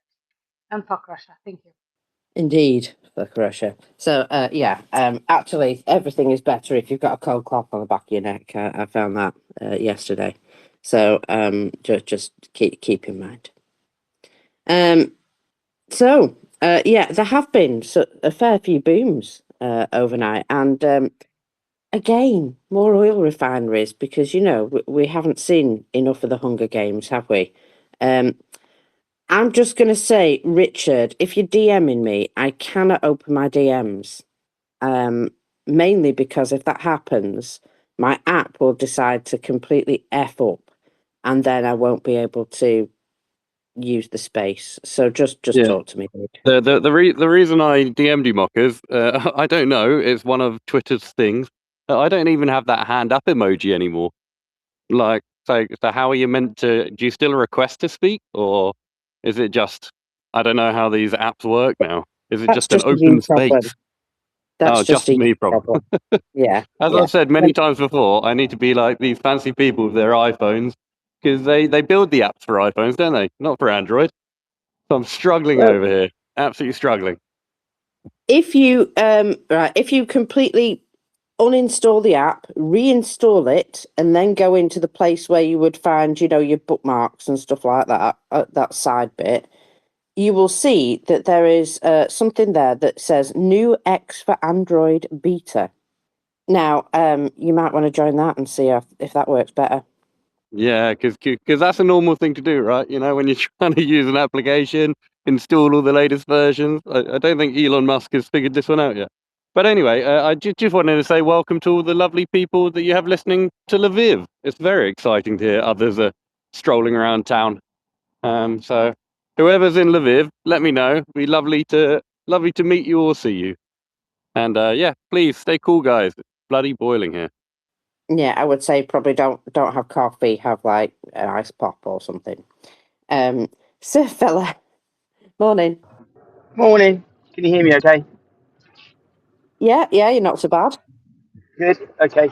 I'd like to say my fan is reading 17.4 degrees C and it's raining down.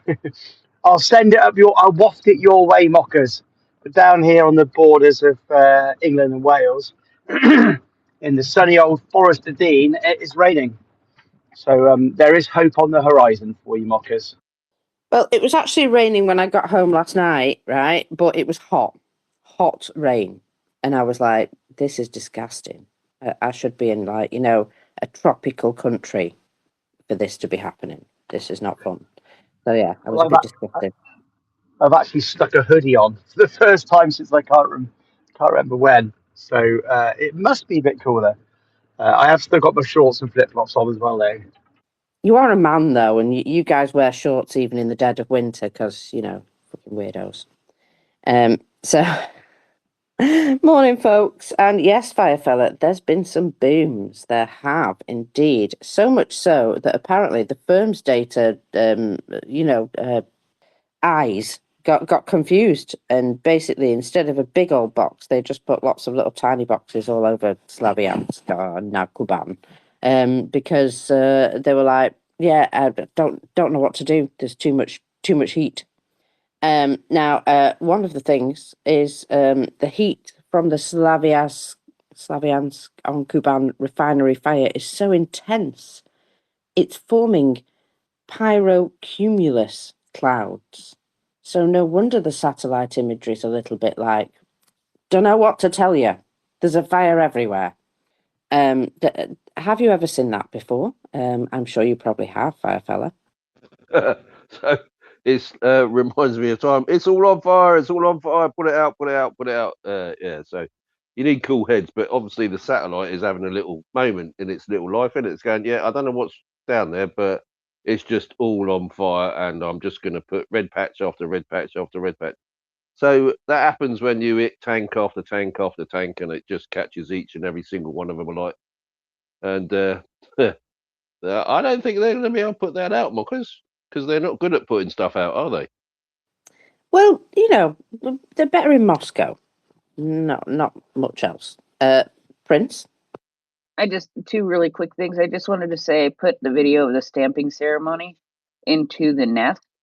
And on that same YouTube channel, starting in about a little bit more than 45 minutes, you'll be able to watch that service that I was talking about at the St. John Paul Cathedral in Lviv. Because I think it's actually happening outside. Good gracious. Because, they're not torturing themselves in this heat enough. Yes, indeed. Well, Good have gracious. you seen the things like that the bishops wear during these services? Oh, it's going to be so hot. Yeah, I hope he doesn't have to have a hat on. That's all I'm going to say. He will be wearing that. I guarantee it. That funky hat. Oh, jeepers. And so will all the other bishops that are there. Well, they could put a wet cloth inside them, couldn't they? Have it right on top of your head. Sort of hard to hide though in those times when you have to take the hat off during the that doesn't help. Yeah, during the service. Yeah, because there are times that happens too. Well, that's just rude. Anyway, so we've got the Slaviansk oil refinery creating its own type of weather over there. But also the Slavianskaya oil stabilize and gas treatment unit down the road from there. That also is showing up on NASA firms as being a new hotspot. So it's very possible that place got a little bit schmacked as well. Now it says here, so the oil stabilization. Sorry, I'm a little bit tired, and mouth and brain don't always work together. Stabilization and gas treatment unit of the RN Krasnodar Neftegas LLC. I just had to see if I could say that. So there's a wee hotspot there. But that's not everything. So there is a Yaroslavl refinery. I believe that's the third time that place has been hit. Just recently, they seem to come back online, some of their systems there. So perhaps, it was time. You know how Ukraine like to wait until something's like repaired or as repaired as it's going to get, and then give it another smack. Did we give you permission to restart that place? We did not. Smack. So let me see. That's 15 million tons of oil per year processing apparently. Just so you know, 5.2 million tons of oil refinery or raw material were produced by Slaviansk Eco Refinery, or Echo, whatever it is, last year, not now. Let me see, Crimea, the Saki, and I'm going to say combined heating and power plant was attacked. I always forget what those initials mean. And there was also something going on in Melitopol. Did you notice they were having a heck of a red sky at night moment overnight there, Firefella? Did you spot that? Certainly did, Mockers.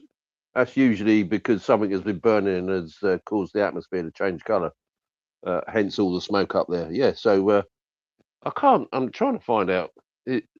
NASA firms is just giving up at this point, isn't it? It's going, there's a fire there, and I'll throw 20 red dots at it. And nobody knows what to make of it, but it's good stuff.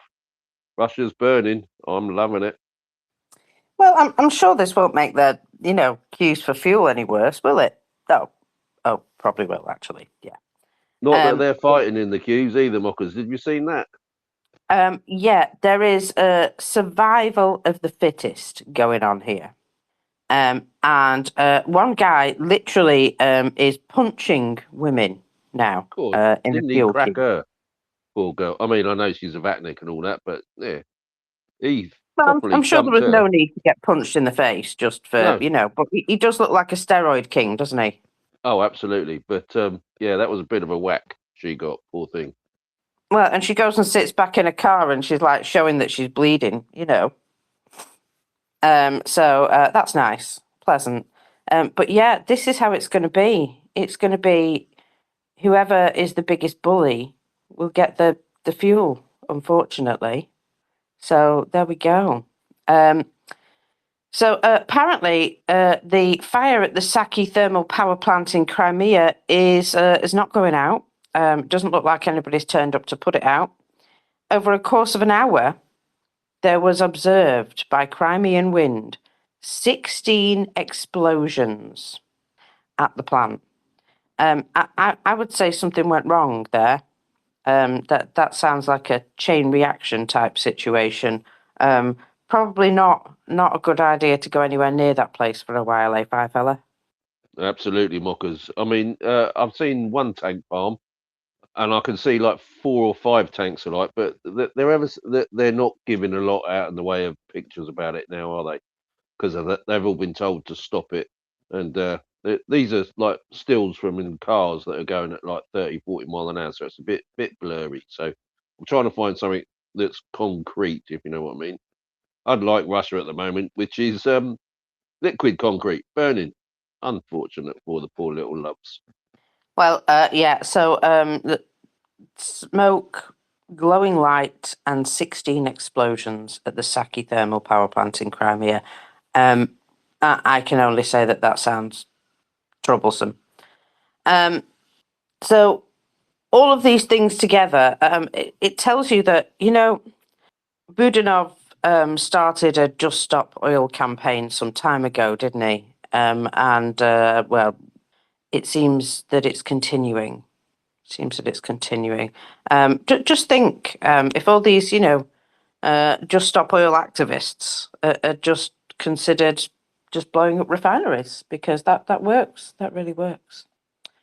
The governor of Khabarovsk Krai said that 70 out of the region's 178 fuel stations are out of fuel. That's very, very close to admitting there's a critical shortage in the region. But remember, according to the news, there is no critical shortage. It is just you people panic buying. Except a lot of those people, so-called panic buying, are running out of fuel in the queue. So they're not panic buying, are they? They're buying because they need to buy. There are some greedy beggars, though, who are literally fighting off people while they fill up extra canisters because they're greedy. And also, they're probably getting some for their mates and selling some to the man down the road and what have you. You know, if you go in, get some extra for me while you're there. And that's what everybody appears to be doing. That's not going to help. It's not going to help the situation, you greedy beggars. I don't know. Would you like to be the person on the till in one of these filling stations when there's a massive queue of people, right? And some big guy comes along with his 3 mates, and they start filling up all sorts of extra canisters. Are you going to go out and tell them not to, or are you just going to shut your mouth and hope that they go away soon? Because that seems to be what's happening. Well, because what's going to happen is that you're going to say, "Would you mind not doing that?" And he's going to say, "Yeah." Because Russians are not known for their patience and tolerance, really, about anything, are they? So he's going to say, "Just stay there, sweet, and let us do what we need to do. Otherwise, your life's not going to be worth living anymore." Yeah, it's degenerating into one massive brawl, and whoever wins gets the fuel. That's what's happening. Loving it. Well, yeah, you're absolutely right. They're not known for their caring and sharing abilities. That is very true. And it does, you know, it does sort of suggest that it's going to make things just worse. I mean, who knew? Who knew that it would get worse? So the fuel crisis isn't just about a lack of fuel. They're also in the grip of a full-blown panic.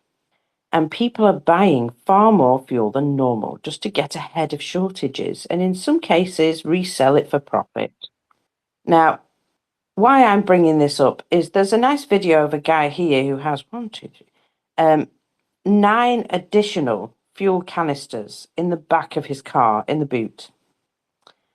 And somebody comes up to him and says, "Why do you need such volumes? This barrel is 270 litres.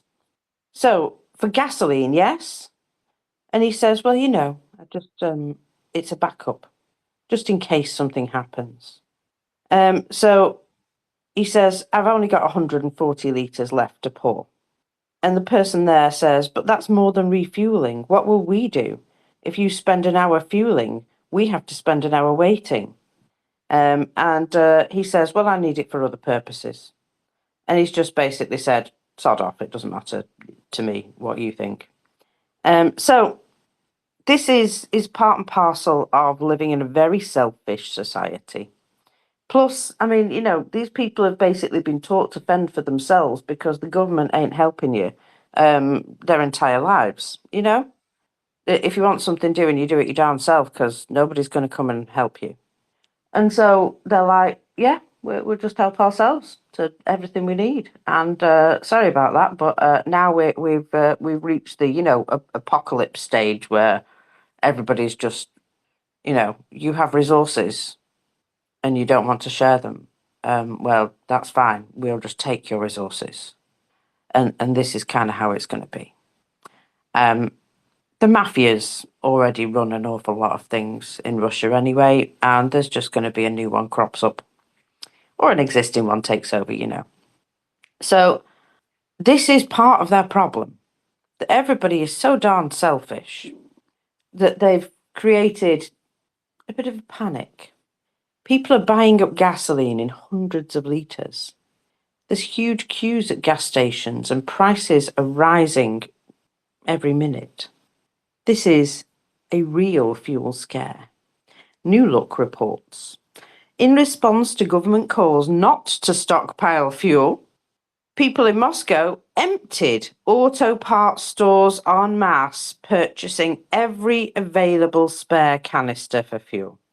This was immediately taken advantage of by the resellers, who now resell containers online at a significant markup. Not only has the price of canisters skyrocketed by 20 to 40% in less than a week, the price of 5-litre containers skyrocketed from 300 to 500 rubles, and a 20-litre container, that's the amount that you're supposed to be able to purchase, just 20 litres, they're now asking around 4,000 rubles. Just, the bigger containers, 4,000 rubles.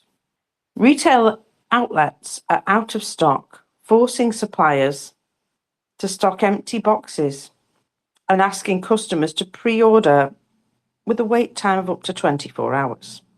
This surge in demand also affects all related products, so funnels, hoses, pumps, all gone.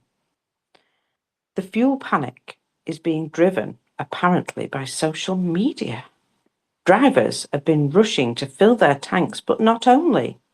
Some are buying gasoline for what they consider their future use, because they ain't waiting a day and a half in a queue again. And I get that. Photos and videos from gas stations quickly spread on social media, along with questions. What if we run out of fuel first? What if we run out of fuel soon? The scenario is familiar. Alarming news appears, messages in chats, and then queues. Oh, get used to it. The Soviet Union was just one big queue. And now people who hadn't even planned to fill up that morning head to the station simply because everybody else is going. And FOMO is a real thing. The result is a spiraling shortage. When people start buying additional gasoline just in case, the demand on the stations increases faster than the usual supply schedule. They can't. Stations empty their tanks much faster and can't always deliver more. and drivers see out of fuel signs and become even more frightened and drive to the next gas station and empty that one too. You see, scarcity triggers survival mode, which is, panic, basically.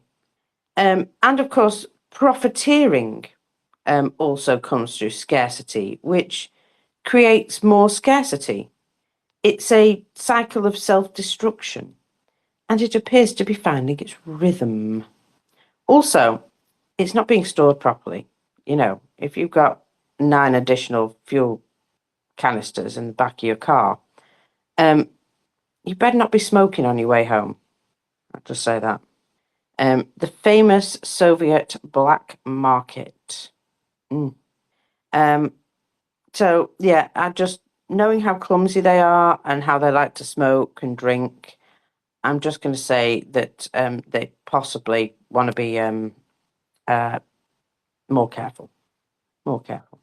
Better drive around with the windows down and all, because I bet those lids are not that tight. They can't screw them down tight, and the fumes will get out, mockers. And if they don't ventilate the space, they're just going to turn it into a bomb. So, like you said, anybody who lights a cigarette, and they will light a cigarette, people, there's going to be a few car explosions, and then it's just going to be, boom time, because it will go bang. Looking forward to those pictures. And also, they're going to be like, "What hit the car? Was it a drone?" They'll be panicking even more, won't they? So yes, I'd just like to point out as well that these fuel queues have been listed by this app under entertainment, which is a little harsh, but there we go. I was expecting bank runs more than fuel runs, but this is very satisfying considering, they're a gas station country, apparently. So, anyway, they're trouble. They're having troubles. Now, I'm just sorry. I'm just pulling myself awake because I've got a sore eye. So I just wanted to. Oh yes, here we go. This is what I wanted to see. There was a queue at a Rosneft in Irkutsk, right? And it goes down the road and round the corner, and it's like it continues all day, all night, and all into the next morning. And there's a nice time lapse video that shows you that it just, it never gets any better, this queue. And so that is how you empty a filling station really, really quickly. And it is going to be whoever has the, whoever has the fuel is going to be, well, there was a story about a lady who was being entertained by a man, but the only thing she was bothered about really was the fact that he had sausages. And this is going to be how it is, isn't it? There's going to be some fuel kingpin who has everything, and everyone around him will be sucking up to him. So that's nice. Now, this nuclear superpower, I don't know if you've noticed, but they've been deploying extra air defense systems to Moscow, which means that, everywhere else that required air defense systems or that had them now doesn't have them. And that is why Ukraine are able to use flamingos. Because, like I explained yesterday morning, they do have, a radar cross-section of a bus. That they are visible. But of course, if you've got no air defense systems in place to knock them down, then they're quite effective. And I'm just looking at what appears to be, a large mobile platform just stuck up in the air as high as it will go with a soldier on top with a gun. I don't know about you, but the No, really? Really? the slightest breeze, and that guy is going to be waving around like the washing on the line, don't you think? I'm just going to repost it so you can see what I mean. I'm It's not actually even up laughing out against the loud here. side of the building, to give it stability or anything like that. It's just some guy stuck up in the air as high as he will go on a mobile platform. Oh, let me have a look. And it just look, I don't mind heights that much. I'm not really keen on being up super high, to be honest. But I wouldn't like to be that guy. Because honestly, every movement he's going to feel up there, isn't he? That's All just right. going to be shaky Jake. So, Mockers, back in the day when things weren't done the way people would like them done today, so the new recruit was always, You've basically a got cherry loads of picker. interference on your headset, by the way. Right, hang on. 2 secs. I hate that. It sounds like he's sending a fax. If you're old enough to remember what sending a fax sounds like. Yes, Go I on. am. Thank you very much. How's that? Oh, loads better. You've got a really deep voice now. All right. So, back in the day when recruits were, how can I put this, teased, that's what we used to do to the nippers. So we used to put them up in the ALPs as high as they'd go and just leave them there for a couple of hours because those things do swing. You're absolutely right. They move about 5 to 10 feet in the wind. So not a lot of them liked it, but yeah, that's not very good, Mockers. Well, I'm sure that guy will have fabulous aim while he's shaking around on top of his little whatever. That anyway. I just feel as though that probably isn't the best air defense. Um, poor guy. I kind of feel sorry for that one. Excuse me, Petter. Right. So these attacks along the Novorossiya highway, you know, this road that Russia built and thinks is still going to be the pathway into taking over Ukraine, only it's not because everything's on fire. They're now reporting that they're losing not just stuff, but also important people. And this particular guy, is wearing a Wagner patch. So I wonder if this was one of the mobile fire teams that quite clearly was the target of some drones yesterday. What, you've got a mobile fire team accompanying your fuel storage? Hang on a minute, let me just get those as well. Now we have more than one target. Well done. So it says here, this mobile fire team was engaged in combat on the federal highway with numerous enemy attack UAVs. And they have now had losses. The deputy commander for political affairs of the security and escort company of the Bars Sarmat Special Operations Center. I'd just like to point out that when you say political affairs, you mean smacking everybody around the head to keep them in line. That's basically what a political officer does in the Russian army.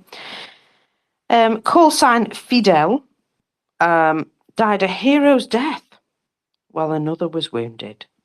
He also wanted to note that the group use of attack drones of the Ukrainian armed forces, the whole group acted as though their roles had been predetermined, and I would assume that's because they were AI drones, and they had, given them particular task, and when they were being attacked by a mobile fire team, they carried out their tasks as were predetermined.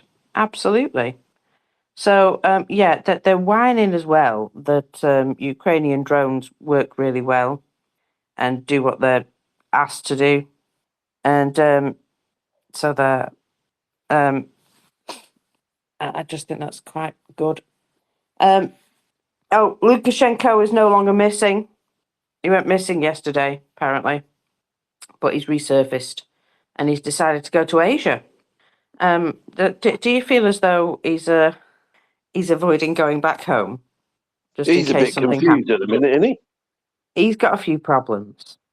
So he has resurfaced and gone off on an Asian tour. So after his visit and 2 days of meetings with Putin, apparently, which were not available to the public, there have been no reports. But, I mean, look, he did say he was going to go away, didn't he? I'm going to go away for a while. And I feel as though maybe he's doing this because he just doesn't want to be responsible for whatever's going to happen. And he's like, oh, well, if I'm not there, Putin can't force my army to do anything because, I'm not there to tell them to do it. I feel as though this is part of his plan, just to, just to abdicate his duties for a while. I'm sorry, I'm not there to give orders because I'm on holiday somewhere and incommunicado. In fact, look, my phone has just run out of battery. Can't hear you. I feel as though he might be, that might be one of his tactics. Anyway, he's off on an Asian tour after his visit with Putin at Valdai. No photos or videos or anything were released of the meetings, but instead, his press service announced that he had departed on a major official tour of the East and Southeast Asia, where he's supposedly going to hold some high-level talks over there. So I wonder if he's going to talk to his masters now, or perhaps he needs some advanced Chinese medicine. I don't know. So one of the things he is afraid of is he's stuck between a rock and a hard place now. He's got Putin saying do this, and he's got Zelensky saying don't do that. And so the best way to avoid it is just to not be in Belarus. Yeah. What, me? I'm busy over here. I'm not doing anything to upset either of you because I'm just not there to do it. So yeah, we don't know what was discussed at Valdai, but it looks as though he has survived. So good for him. Good for him. I told you he's one of the ultimate survivors. And, a little bit like a cockroach, he keeps going, keeps going. He knows how to, survive a difficult problem. So, yeah. Difficult situations. Lukashenko, he was summoned on Friday morning. He went to Valdai, and it looks as though now he's off on an Asian tour. Although, until I see photographs of him standing somewhere, I don't know. I don't know. So we'll see. We'll see. Anyway, what am I? Oh, okay. I get it. How it started with a street with a whole row of tanks. How it ended with streets with whole rows of cars waiting to fill up fuel. Nice. Let's just have a little recap on the whole situation. Khabarovsk Krai has moved to widespread outages. 40% of their filling stations are now closed. A number of other regions have got what we call spot outages, so just ones here and there.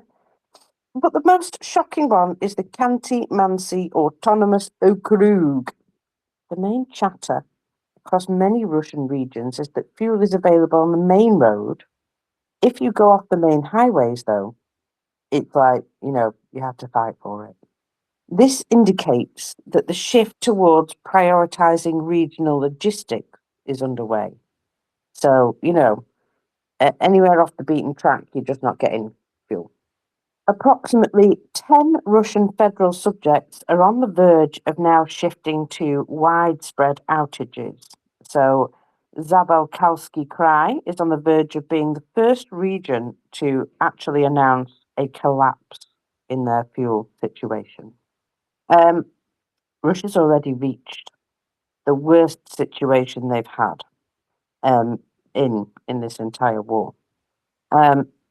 75 to 90 days. Within that period of time, if they continue the way they're going, they will hit the basement. And then demand will actually go down due to just seasonal demand being different. People are trying to go away on holiday at the moment, stuff like that. And so what's contributing most to the crisis is indeed what we discussed before, panic buying and corruption. But it's no longer the root cause. Even if the Deputy Prime Minister is not lying and there's actually plenty of fuel, one of the issues that they have is their last mile logistics. Those are a problem. Their last mile logistics are being taken out. Remember I said the other day that they were really struggling for fuel tankers? And that's what you need to deliver fuel to the fuel stations, the fuel filling stations. And every day we're seeing more and more of those things on fire on that road in Ukraine. So they're not going to run out of fuel. It will never reach zero, but they're going to choke out anybody who is not essential, which means, all the regular people. They will be the ones fighting for the last drops of fuel. They're slowly choking out whoever isn't completely necessary. There's going to be a major gap between demand and supply that widens. Refining and storage capacity is degrading, and the logistics for getting that fuel to the end user, they're basically like, yeah, we're not traveling to the back or beyond. You can come here to this major hub, and that's it. So Will has replied here around the 27th of June. Today, yeah. So this is already this situation, so give it another month, and it's going to be much worse if they don't increase their supply. So we shall see what happens. Now, today is the day of Ukraine's constitution. Did you know, Firefella? It is 30 years old. Ukraine's constitution. Now you know. Congratulations. Yes, exactly. Happy birthday to the Constitution.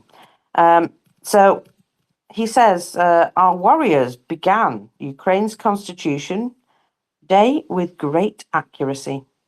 Last night, long-range sanctions visited 2 oil refineries in Russia, Slaviansk in the Krasnodar region. You know what? We spotted that one.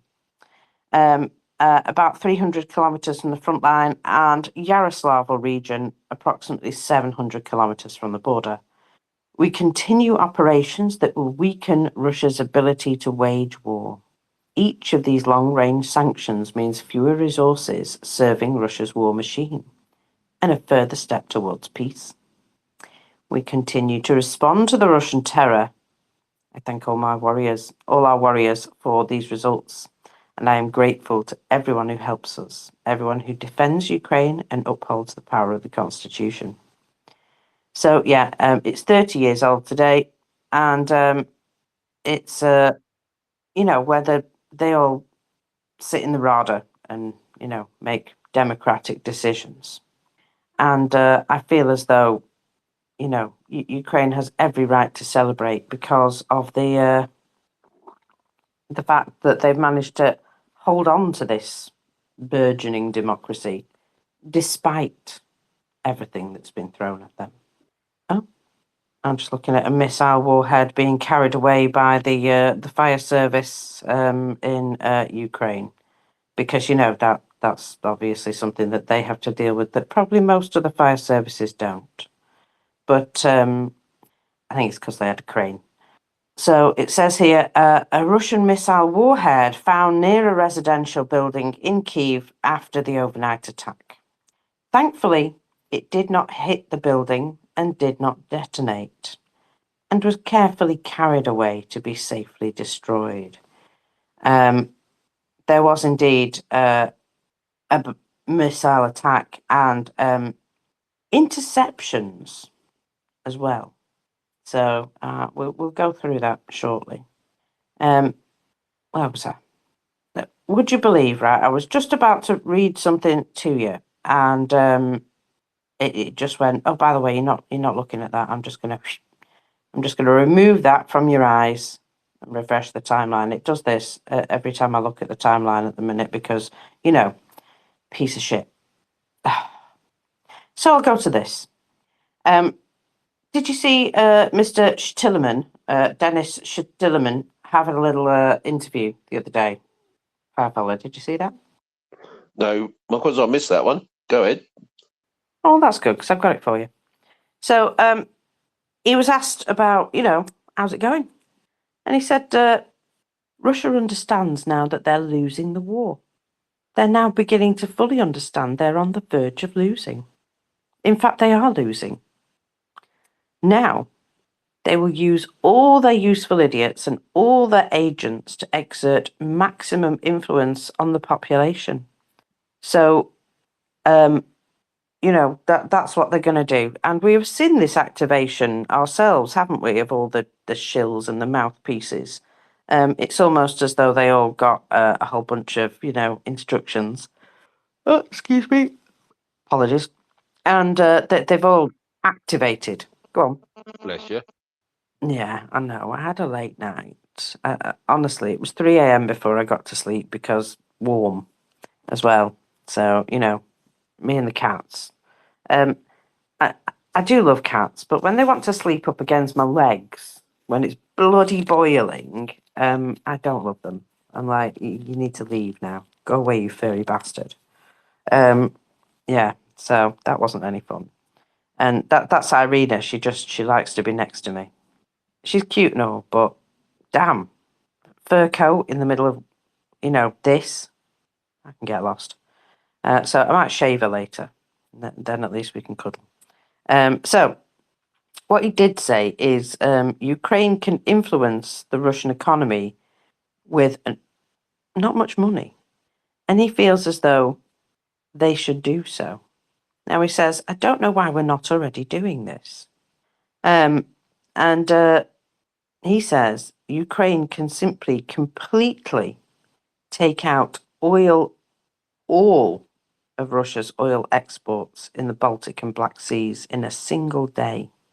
And the only reason he thinks that they're not doing so is because we've asked them very nicely not to, And he said, I like our partners and stuff, but I wish they'd just shut up and let us get on with it. He said, we could do this. Not a single ship would go there. We have been able to do this for the last 2 years, and I don't quite understand why we have not already. And I'll be honest, they should just do it, shouldn't they? As far as I'm concerned, they should just do it. Because we're all sat here going, oh, but we like extra Russian oil and Russian fuel, and we like sucking on this tit of Russian fuel and energy, and it would hurt us a bit, and we would have to diversify, and it would cost us a little bit of extra money. So don't do that. And I think Ukraine should just go, what? Oops, I'm sorry, I can't hear you over the sound of all these places burning. Sorry, forgot about that. Apologies. Jenny? I should teach Zelensky what worked for me as a teenager. It's easier to get forgiveness than it is to get permission. Do it first and then go like, "Oh, I'm so sorry." And then apologize profusely, and then people move on eventually. Forgiveness is always easier than permission because fuck Russia. Thank you. It worked wonderfully as a teenager. I got myself into so much trouble, and then I was like, "I'm so sorry. I had no idea." And I would find every single fucking loophole that my parents, like when they put down rules for me, I would find all of the loopholes. And so I I think I can help because I'm used to thinking outside the box and finding the loopholes. But the basic thing is forgiveness is easier than permission. Fuck Russia, thank you. Yeah, and I can honestly say if they were European, NATO soldiers that were along Ukraine's front line instead of just Ukrainian soldiers and volunteers, guess what? We would say, yeah, take out every last one. So we should stop having double standards for Ukrainian lives, and we should help them end this as soon as possible, as far as I'm concerned, because, every life should also carry the same, you know, weight. In fact, there are a number of people who agree with me here. Adrian P. I've seen him quite a lot. He's a Romanian, I believe. Maybe. And he agrees with me that Ukraine would have won this war and liberated all their occupied territories, if not for cowardly allies who keep tying their hands and begging them not to do things that they're quite capable of because of fears of what? Escalation? Well, the only escalation Russia has now is a nuclear weapon, and they're not going to use it because that would just guarantee their absolute and utter destruction. So, what? What are we waiting for? What escalation are we waiting for? Are we waiting for them to suddenly pull a new, fresh, trained, fully equipped army out of their ass? Because they're not going to do that. They keep saying they're going to do that, but I can guarantee they can't. And also, if we're going to be the allies that we say that we are, these lax sanctions that are allowing hundreds of Western companies to still materially support Russia's war effort, the absolute immorality of it, it makes me fucking sick, it does. Beretta, the Italian firearms manufacturer, is allegedly just bypassing sanctions and supplying thousands of weapons to Russia for use by its military. Right, I've been harping on about alumina from Ireland for a couple of months now, but we all need to get our house in order. However, this one is particularly egregious because these are quite good weapons, and there's Italy just supplying sanctioned weapons. And I don't care if it's being done through somebody's back door. It shouldn't be happening at all. It's absolutely fucking disgusting. I mean, look, business ethics, I understand, are, an oxymoron. They don't necessarily come together, those two words. But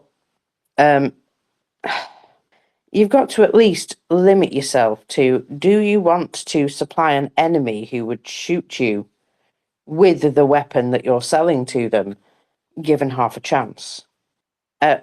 Look, if you're not going to stop supplying Russia like that, we should have a whole policy of just nationalising the company, firing all your managers, and then putting someone else in charge who won't do this bullshit.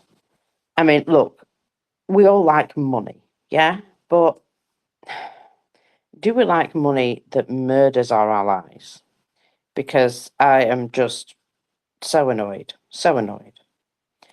It's not only Beretta, it's a whole bunch of other companies that are doing this sort of thing. And until there starts to be consequences, until, CEOs go to jail because they've been allowing it to happen and they've just been turning a blind eye and saying, thank you very much for the additional pocket money, it's going to continue to happen. So we need to refocus our attention on this absolute bullshit that's still going on. I mean, what's the point in sanctions if we're just going to fucking ignore them and then not enforce them? People need to start going to prison. Otherwise, what's the point? It's just words on paper. And it's really pissing me off. Absolutely disgusting.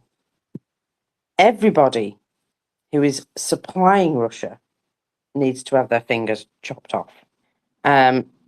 We've asked Ukraine to limit themselves so many times, and yet we're not playing our part in limiting Russia, are we? Oh, they can have shit, but we can't sell this to you, Ukraine, because, you might use it. And I don't know about you guys, but it makes me a little bit mad. I do have some potentially very good news in relation to Orhanish alumina, by the way. Oh, you little tease. I know. I just let me just find it. So I'm telling you the right information rather than just talking out of my half-addled brain. So the investigation on Orhanish alumina is apparently very close to finalisation.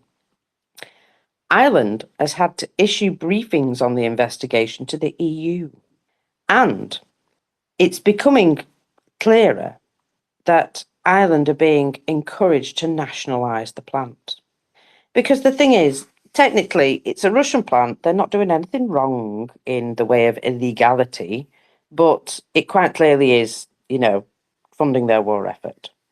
And in the event Russian exports are sanctioned by the EU, that leaves Ireland with a problem because, the company have been threatening Ireland's energy security and the jobs of these people who work for the company. Now, they've said 1,000 jobs, but it's not 1,000 jobs. It's more like 450.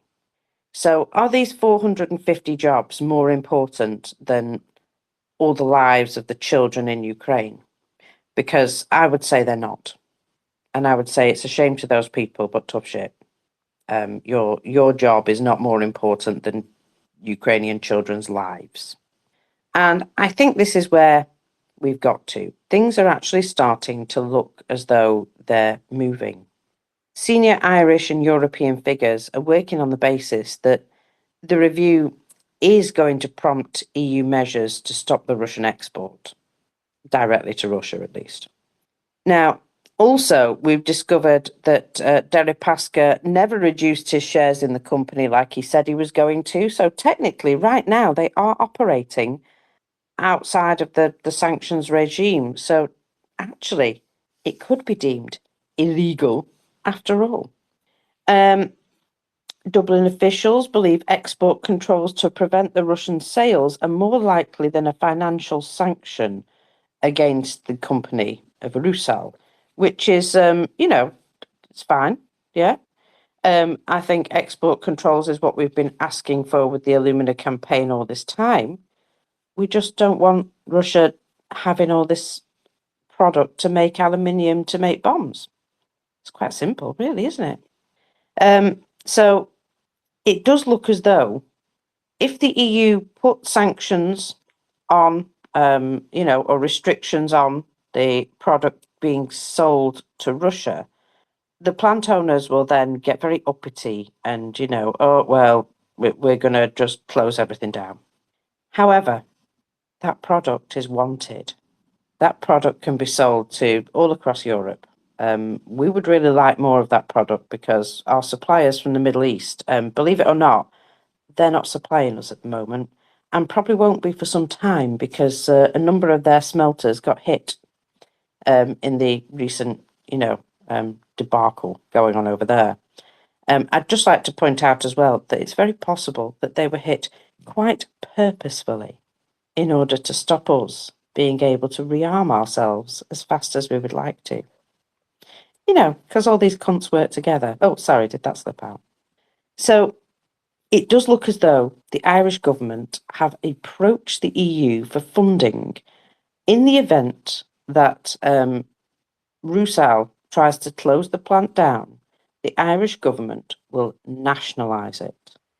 And this is what it's saying. Ireland seeks EU money to help keep the plant open as it may be nationalised. I mean, get in. That's exactly, the best option as far as I'm concerned. The best option would be for Ireland to nationalise this plant.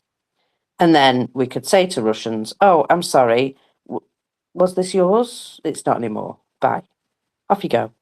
See you later. Suck it.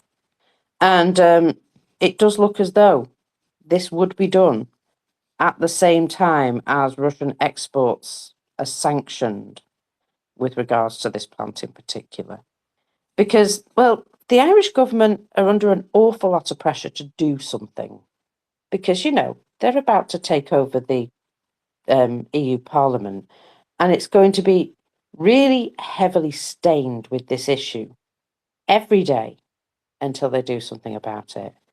And that's why I think things have started moving a bit quicker now, because they've realised that they can't get away with ignoring this problem any longer.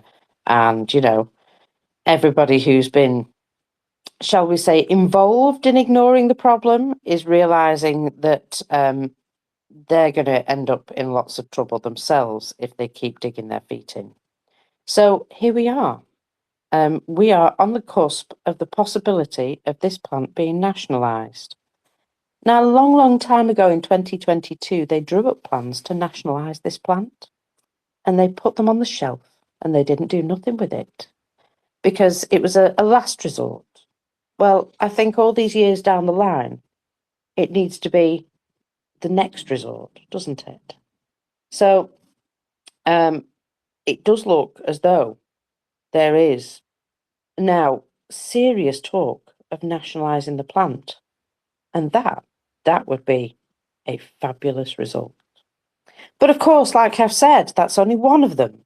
You know, everywhere. We've all got to look at what's going on in our country and start doing something about it. So I'm now calling on Italian fellas to put pressure on the Italian government in the same way that we've done here with this, with regards to Beretta, because these are already sanctioned goods. So the Italian government now needs to take action against the company. And I feel as though, that's something that I don't know if you've noticed, but when Italians want something doing, when they want to make a point, they can really get that point across. A bit like the French, the French riot, the Italians just down tools and stop. Oh, right, okay, we don't like what you're doing, we'll just stop working. Okay, we're going on holiday. And, so they've got a way of making their point. And I do feel as though political pressure campaigns work a lot better, actually, than, shouting in the street with placards. When you actually go to the politicians, rather than just getting yourself arrested in the street, you go to the politicians and you say, we don't like how this is going, and we're holding you responsible. Suddenly, they start doing stuff. It's amazing, isn't it? Anyway, I'll just say, if you're going to do activism, do it the right way. Right, Mockers. Well done. Thanks for the update. That's absolutely brilliant news. So, all this political manoeuvres is taking place because the investigation is shortly to be published. Do we know when it's being published? Not exactly. It was supposed to be finished and published like a week, maybe 2 weeks ago. But as you can imagine, they're drawing it out because, well, they didn't really have any solutions to go with their investigation. So we're going to get it.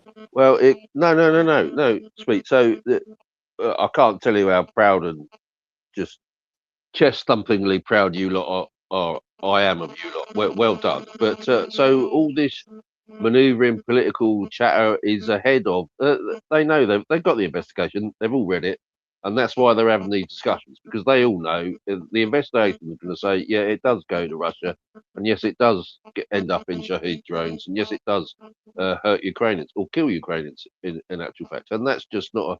Like we said a few weeks ago, that's not a tenable position the Irish government can be in. I absolutely agree with it. We need to, if and when this actually happens, and I hope nationalisation happens. I really do, because yeah, they're right. They'll try and shut it down. Oh, it's our toy, our ball. Well, no one else is playing with it. So nationalise it and save the jobs. Another political win, and then you can take on the chairmanship of the EU with a clear conscience. Let's put it that way. But yes, we now need to. Once this is banged to rights and put away, we now need to get hold of all the other fellas in all the other countries, because no one, and I suspect that the UK is doing it as well. I don't expect us to be whiter than white, to start the political process like your little group has. So thank you ever so much, Mockers. Well done, you and your co-hosts and your fellow fellas that are working on this. So Tanker Dan and all the others, IT Tanker and everyone, and all the people in the background that are doing stuff to help you get to where you've got to. Just top bloody work, girl. Absolutely top work. So, do you want to go to numbers or finish chatting with this? Yeah, I'll do numbers in a second, but I just wanted to also point out as well that getting the press on board has been the biggest part of this. Making sure that you've got a story for the press. And once the press get involved, and they find that there's obvious suspicion of cover-ups and people just dodgy dealing and looking the other way for money and stuff like that, they love digging into those sorts of things. They love investigating that stuff, and embarrassing those involved. And that, I think, has been the most important part, getting the press involved. Because as soon as it started to become regular news that was, going outside of Ireland's borders, that's when it started to really make a difference. So, folks, that's what you got to do. You got to embarrass the shit out of them. Absolutely, couldn't agree with you more. And that poor little, not that he is a poor little, but that idiot of a local MP that was trying to defend the position to Colin, I thought was a real turning point. Everybody went, "Excuse me, mate, are you for real?" And I think it started to take off then, and then just went, through the sky and took off really well. So yes, absolutely, get the press involved. Well done. Well, yeah, good lad. He's done a documentary which he hasn't been able to release yet. I think he's having to hang fire on it for a number of reasons. But I think one of them is that he's been asked very nicely if he could just wait until something's actually done about it, because he may then have a conclusion, a different conclusion for his documentary. So I think we'll see that come out sooner or later. But I have a funny feeling that they've had a little chat with him and said we might be able to give you a different ending, which Yeah, would be nice, wouldn't it? because they're in damage control now, Mockers, aren't they? The cat's out of the bag. Has been out for a little while, but they need to try and manage the situation, and that would be reaching out to people like Conan and saying, "We see your interview, we see your documentary. Could we have a different ending so we don't look as much of a bad set of bastards as you're making us out to be? We actually are, but we'd like a little bit of a win with that." So that's why all these discussions are taking place ahead of the publication of the investigation. It's always the way, Mockers. Well done. Can't tell you how proud I am of all of you. Well done. Well, this is just one in a list of many other things. So if we can do it, others can. And that's all it is. It's an example to everybody else that you can do this sort of shit. Just put your mind to it, Just lean in, basically, and see what happens. So I can confirm to you today that we have hit a milestone with the numbers. So it's the 28th of June, all day. And what milestone have we hit? Well, 1,400,970. Get in. So yeah, now we've 1,400,000. That's the milestone that I'm looking at. And that is with an additional 1,250 personnel. I saw a little video of some of these personnel yesterday, and they were guys who were clearly either injured or so elderly that they could barely walk. I only saw the backs of them, so I'm not sure what their faces looked like, but obviously they were Russian soldiers. And they were walking so slowly. They were, walking with sticks, and they were literally creeping along. And they'd have gone faster if they were crawling. They really would. I just think, wow, talk about scraping the bottom of the barrel. And this video's obviously come from one of them, probably after they've met their untimely demise. And that, nobody moving at that pace stands a fucking chance, do they? Anyway, we also have 3 tanks and 9 armoured combat vehicles. Now, what I've discovered is that these tanks are actually operating way behind the lines. God knows what they're doing back there. But Ukraine are just finding them, just mooching along a highway somewhere. And they're like, oh, I love that. So, yeah, these things are operating around and about, but not for long, obviously, because as soon as they go outside where they can be seen, Ukraine's like, yeah, I love that, thanks. We have 63 artillery systems. Nice. We've nearly hit 45,000 artillery systems, by the way. We'll do that over the next 48 hours. We've hit 1,900 MLRS, actually 1,901, because there's an additional 2 of those today. And what the hell is this? 7 air defense systems. Count 'em, 7. I mean, you know, as hauls go, that's a pretty good one. What air defence doing? Getting blown up. They absolutely are. You've still got interference on that headset, dude. You need a new one. So we also have 501 vehicles and fuel tanks. I mean, you know, that these numbers are ridiculous now. Absolutely ridiculous. I remember getting excited when these numbers were in the 100s. You know, woo, we've gone over 100. Look at them now. Absolutely smashing the crap out of anything with wheels. And these long-range drones on the highways are really making, oh, I'm sorry, an impact. I didn't even mean that pun, it just happened. Terrible. So, Terrible, but well done. yeah, I'm sorry. So we have also 7 more special equipment because, you know, why not? And these could be all sorts of things. Oh, I'm just realising that we might have had a bird in the house and just seeing feathers. Oh dear. I did chase the cat Any out guilty of the faces? house. You what? Any guilty faces? Oh, no, but I have also found some more feathers. Now, I did chase a growling cat out of the house at stupid o'clock in the morning, which I don't actually know what time it was, but this would be why my head hurts. Yeah, I'm assuming she took it with her. But there's, oh, fuck me, there's feathers everywhere. There's no dead bird just outside the door, though, so God knows. God knows. It's getting warmer. It's getting warmer. I'm just going to shoot myself in a minute. Right. Anyway, so I've got a load of feathers to deal with. I was kind of hoping that it was a mouse because, you know, they make less mess. Anyway, never mind. Yeah.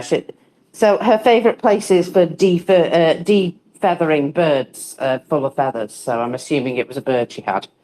Hey, mockers. Anyway. Yeah. I mentioned that service that they're having outdoors right now in the Lviv area, right? I don't know if it'll make you feel better, Yeah. but there are hundreds of people standing outside. There are bishops who are in their full clerical garb, including their hats, which are actually crowns, mitres, I believe they are. And it is 32 degrees there right now, and the temperature is rising. For anybody who doesn't understand that, that's 90 degrees Fahrenheit, and that is hot. Well, it doesn't, because at least they don't have to clean up feathers off their carpet. Sorry, it's just, you know, This is first true. world problems This is over true. here. They don't. Honestly, the little murderous bar stewards. Where was I? I was still doing the numbers. So what have we got in the way of drones? We've got 1,889 UAVs and 14 ground robotic complexes. I mean, that I've not seen that many in a while. Well done. Well done. Because you know what those are, don't you? That's last line of logistics. That's pretty much all they use them for. So, last line of logistics support, no, denied. So that's good. You haven't sent me an Air Force report, and I'm quite disgusted by the whole situation. So I'm just going to go and hunt I one down for apologize. myself. I will go find it. I will go find it. No, it's all right. I've got one here. Okay, fine. Done it. So I have on the list here 150 items in total. Some of those being missiles. So 8 missiles in total by the looks of things. 2 Zircon or Onyx anti-ship missiles, because, you know, there's loads of ships just in the streets in Kyiv.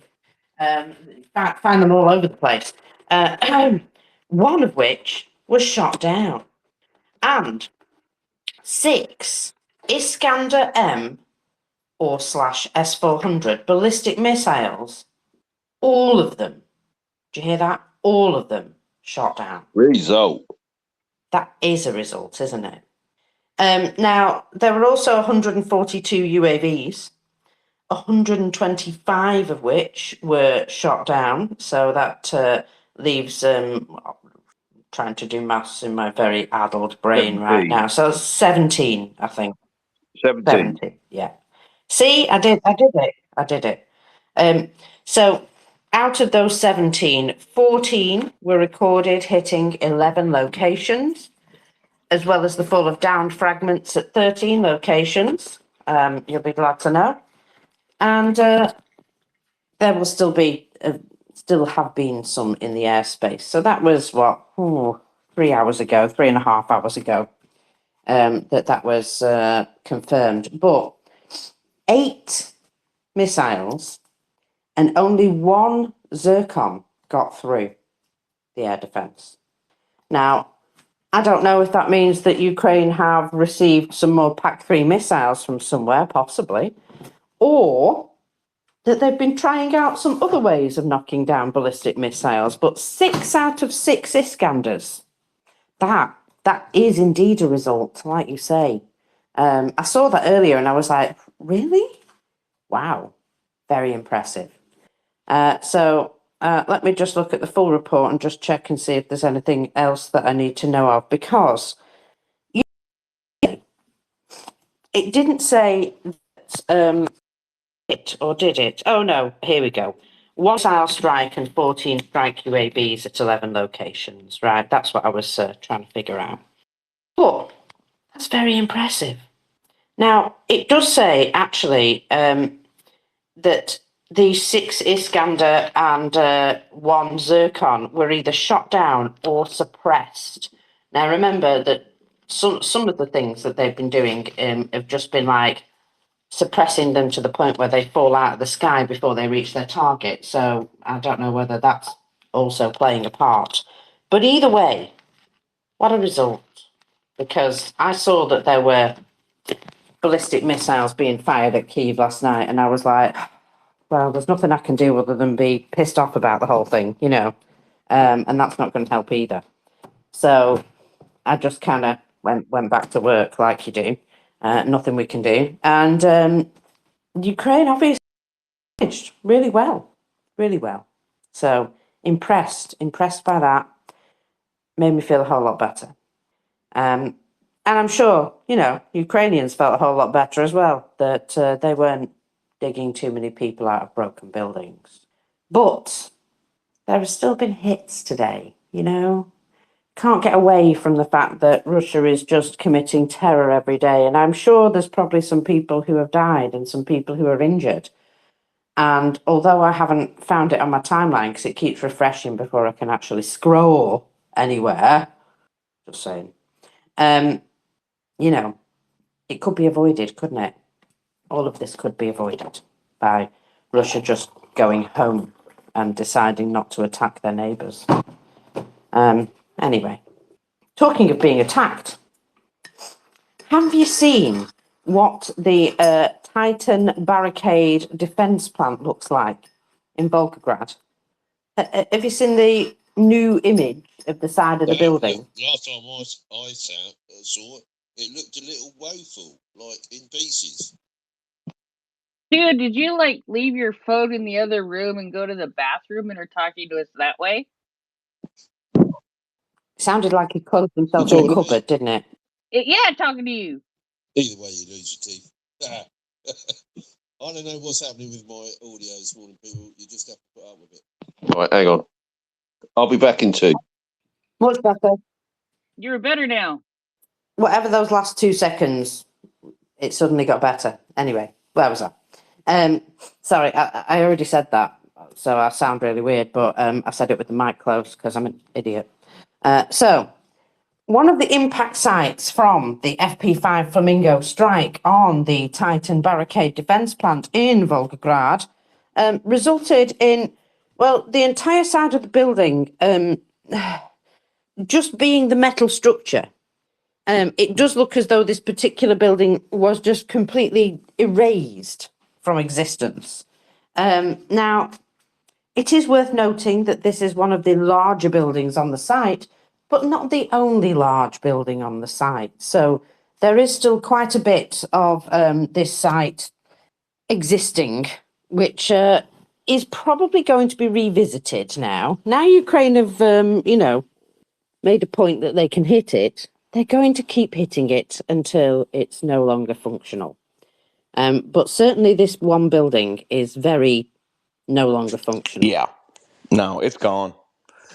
I'm a structural steel inspector, and I inspect buildings like this all the time, and it's toast. I mean, it was kind of droopy looking, wasn't it? You know. Yeah, what's left of the metal structure is just sort of Yeah, like it looks a bit yeah. You sad, can't. doesn't it? You Yeah. can't. Yeah, that was some intense heat, but again, just amazing, awesome hit from the UAF. Awesome.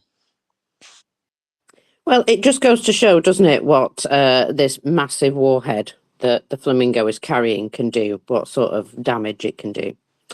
But of course, if you're accurate, you can do an awful lot of damage to any structure, because we've also seen the I'm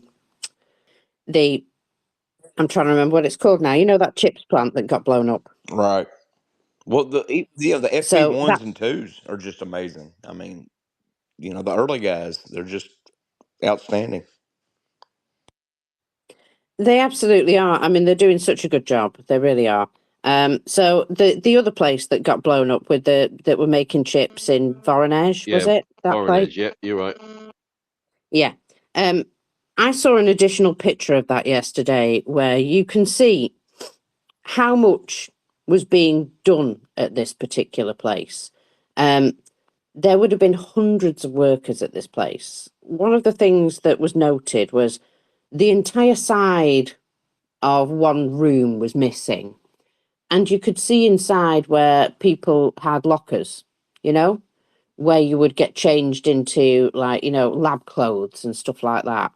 And then you could see all the floors below it.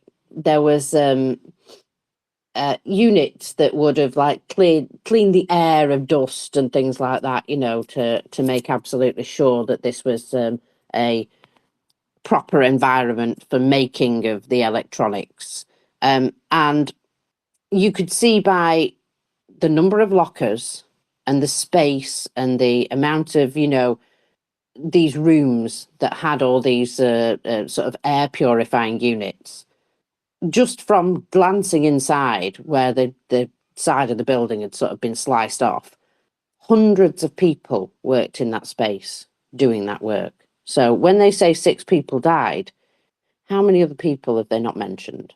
Because there was a lot of other people in that building. There would have been at the time. They always like to, hide what's going on, don't they? But just in particular, that one building, a lot of important stuff got took out in that one building. Lexicon. Hi. Yeah, well, these are some fascinating, fantastic numbers, like 6 out of 6 Iskanders. I think that is wonderful. And I guess there are, we're maintaining graphs of what's going on, the ups and the downs. But I think that the number of people injured and worse is, I hope it's declining. And I was wondering if we've got somebody making a bingo board for these 40 days of having 40 days of impact, I'll call them. I'm trying to figure out if in Ukrainian what he said was influence or impact or what was it. I'm running it down without success so far, but I would like one of the numbers. So these sorts of things are success with our numbers. And also, be interesting to have a little scorecard on leaving departures and arrivals in Crimea. Because I started thinking, how long would it take to empty Crimea? Like if there's 2 million people living there, or some people say 2.4, whatever, and that's not counting whatever armed forces, and that's not counting who's there at the moment because they're tourists. And so if I started looking at if 2 million people had 1 million cars, very, very rough number, and we see 2,000 in the lineup, if not 3, and it's going to get bigger, I forecast, then it would take something like 400 days. I mean, that's more than 10 months to get them out of Crimea. Now, obviously, they're going to go out faster than that as they begin to panic, and we're just saying that's how many are lined up at the moment. And so I'm wondering if we have a way of sort of calculating how many are going in the course of a day, minus the number coming back in, which also could be armed like materials and stuff. It looks like they're using some small vehicles to bring some fuel in. Anyway, I'd love to see a scorecard on this and whether they can up the numbers and how many vehicles of civilian vehicles we estimate there are. Because, it's only when I did that calculation now, obviously, if you had twice as many or 4 times as many going going out, it cuts it down to like 100 days, which is still more than 3 months. So I wonder if anybody's interested, but I would love to see that because obviously Crimea is like big. I started doing this when I saw footage of people on the beach still continuing to enjoy themselves with these cliffs behind them and stuff. I mean, it's a superb and spectacular place, but I'm hoping we will see some spectacular traffic jams on the way out and would love to see if we could put our heads together and do a scorecard bingo card on that, among other data. Well, you know what? I'm sure somebody probably will, Lexicon, but it won't be me. I'll just say that now. I will allow somebody else to do that. I absolutely will. So yeah, we'll see. Meanwhile, in Crimea, there are plenty of people who are indeed on their way out. So what are we on? Tim White's woken up, bless him. He was up all night, keeping an eye on what was going on. And he said here it's day 1586 now. Of Ukraine just being bombarded, by the way. So this is, the conditions that we allow Russia to impose upon Ukraine. And we really shouldn't. There's plenty of things that we could be doing. Sorry, there's too many jokes going on at the minute. All right, so there is something that I think is very impressive, and it's worth noting that some of the Russian opposition internally, their own activists, shall we say, are doing an awful lot more than the rest of us are. The Black Spark? Well, of course, they're Russians. And for several months, they've been working inside the special economic zone of Alabuga. They've been gathering information directly from the servers by working inside the factory. They've been discreetly downloading databases on everybody involved in the assembly of the Geran 2 and Geran 3 drones. They've also, while working at the factory, during the assembly of the latest batch of UAVs, embedded some surprises from themselves to the Russian launchers. It says here, when any operators attempt to launch these drones, they're going to face unpleasant consequences. And this will reduce the number of war criminals directly involved in launching Geran drones at Ukrainian cities. The Alabuga website has also been hacked. This is our response to the recruitment of 15-year-old children to assemble these lethal drones. And in Alabuga, they're very proud of this fact. We have the lists of everyone involved now. After a brief conversation, some have even agreed to help us gain access further to the production facility. There is panic in Alabuga itself. They had to physically shut down their servers as a result of our hack. The FSB agents are checking everyone who might have been involved in the system breach. This is Black Spark demonstrating our capabilities, and our capabilities are growing. There are fewer and fewer impregnable objects inside Russia. And then they show some screenshots to confirm, the sort of stuff that they've been doing. And you can see that every single part of their website is timing out. And apparently 14 hours ago was still down. So great work. Even if you can just disrupt them for a short period of time, excellent work. And one of their main issues is they say children should not be used to wage war. One of the main hubs for mass recruitment of children into the war is Alabuga in this special economic zone in Tatarstan. Children as young as 15 are being asked to risk their lives assembling drones for a fabricated imperial war at a facility that is a legitimate military target. And the use of child labour to us is an unforgivable crime and must end.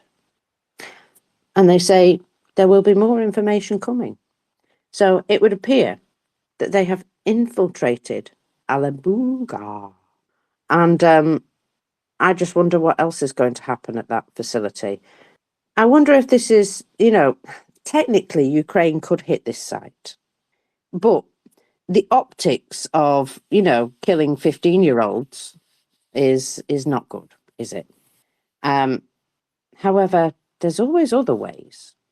And I just feel as though, these guys may just have found another way. Also, I'm very interested in how many of these drones are going to blow up as they're launched. That sounds like fun, doesn't it? Fun times. So keep an eye on the Black Spark because they are indeed ramping up their efforts. And I am very happy about that. Very happy.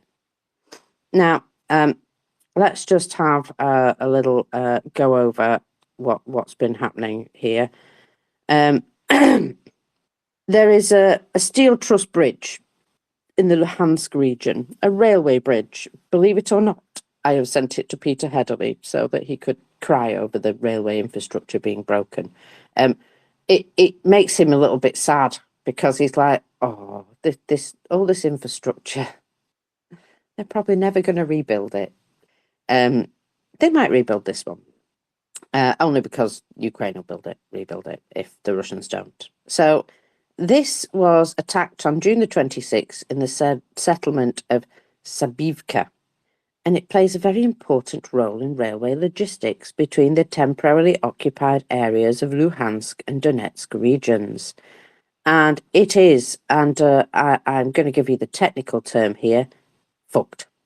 This bridge ain't bridging anymore.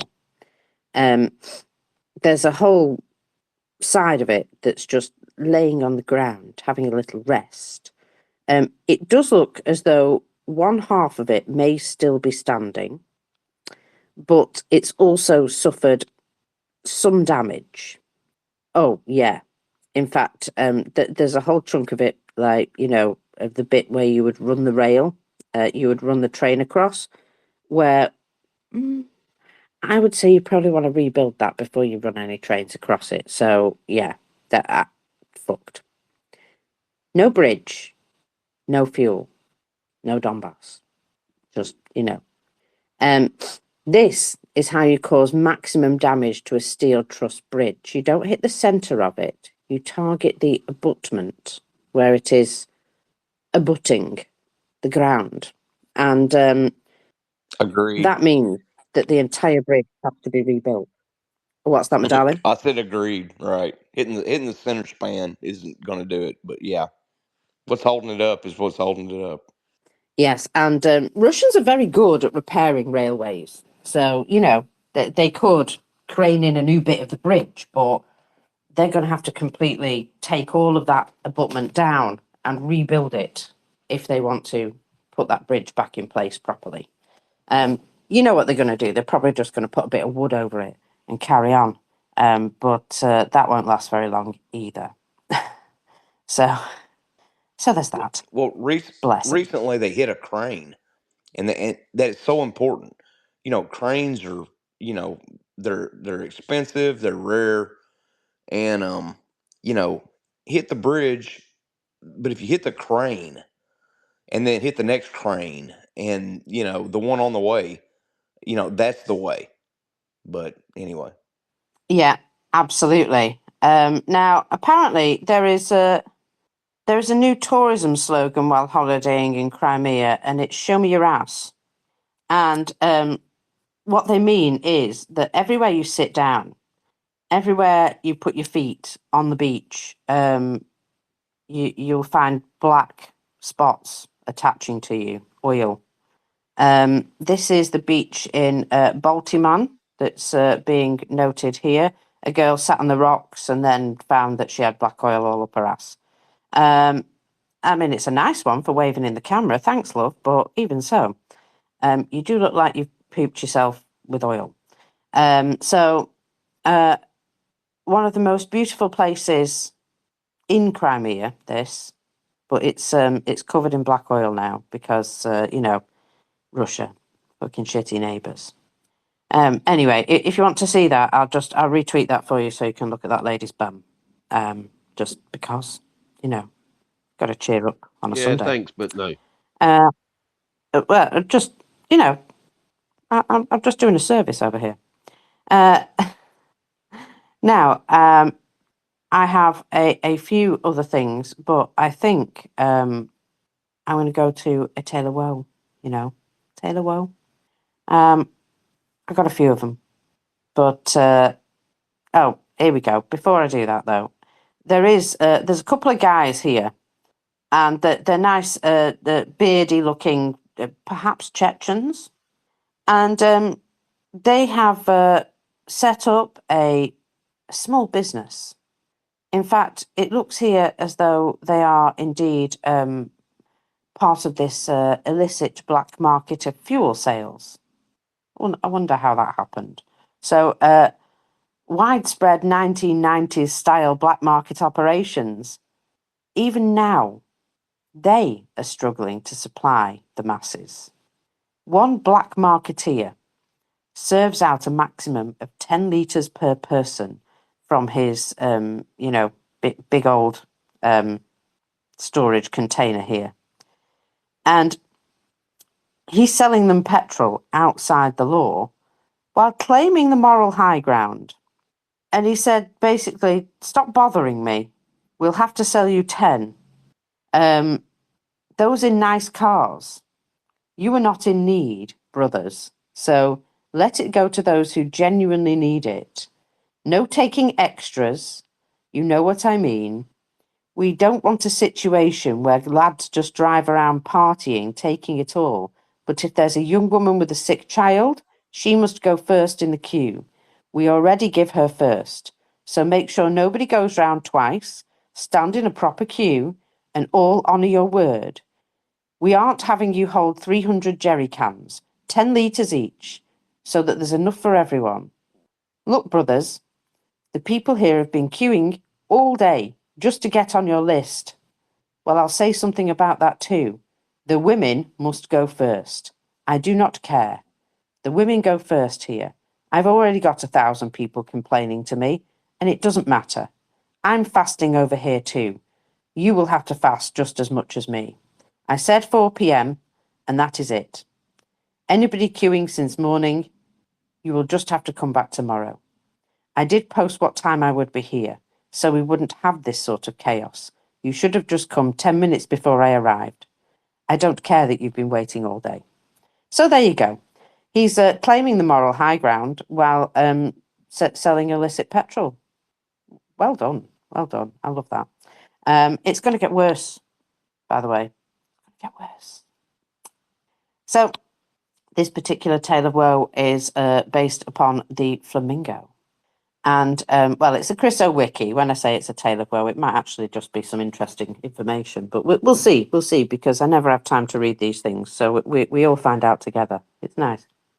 So, the continued success of Ukraine's FP5 Flamingo cruise missile hitting targets deep inside Russia is causing frustration and anger amongst the Russian war bloggers. They criticise Russian air defences and even concede clever Ukrainian tactics. I have to note that Russian war bloggers have more recently been stating that Ukraine is, they are an enemy that has developed and they are worthy of respect, shall we say. They've given them quite a lot of respect on certain things. They might still call them all sorts of dirty names, but yeah, they're saying, oh, they did all right there. Actually, that was what we should have been doing, So they are giving them credit, which is nice. Putin will never give them credit, but at least the war bloggers see that actually it is Ukrainians doing these things. The fact that Volgograd, or the former Stalingrad, was hit is seen as particularly symbolic and insulting to Russia. And Romanov complains that Russia's leadership is now shying away from murdering Ukraine's leaders or nuking Kyiv because, they just pull one of them out of their back pocket. I'd just like to point out that Zelensky, there've been double figures attempts on his life. So this guy is just talking out of his pie hole because, well, you don't make that many attempts on somebody's life if you're, not trying to kill them. So, ordering Ukraine's leaders to be killed, I think we can basically say that that has already been done. They're just not very good at it. So he goes on. Looking at the footage of today's leisurely flight of the FP-5 Flamingo missile by the Ukrainian armed forces in Volgograd, I ask myself if our air defence has degraded to such an extent. What would happen if NATO were to strike us? They're obsessed with NATO attacking them, aren't they? Even though NATO's a defensive alliance. Goodness. What if NATO countries decided to launch a massive strike? How much more technologically advanced and faster missiles would reach their targets then? Because they know that the Flamingo missile is, it's hastily put together. It's not perfect. They're working on it, but it is technically a Soviet engine with a lot of other bits strapped to it. So it's, cheap and cheerful, I think is what we're going to call it. And the longer our retirees and their indecision drags on regarding the inviolability of Ukraine's top leaders and the use of nuclear weapons against Kyiv, because, that's always an option daily, the higher the likelihood of these very massive NATO missile strikes on our territory. That's typical Russian paranoia, that, isn't it? Because NATO has no intention of striking Russia with anything. They're like, they didn't even want Ukraine to strike Russia with their stuff. They were like, oh, you can have this, but you're not allowed to hit Russia with it. And it's like, well, who do I hit with it then? Myself? Because what fucking use is it? I'm just pointing out that if you've got weapons and you're not allowed to use them, why bother? You might as well have just handed them flowers. The perfidious British are to be blamed by Yuri Baranchik, despite the fact that the missile is built by Ukrainians.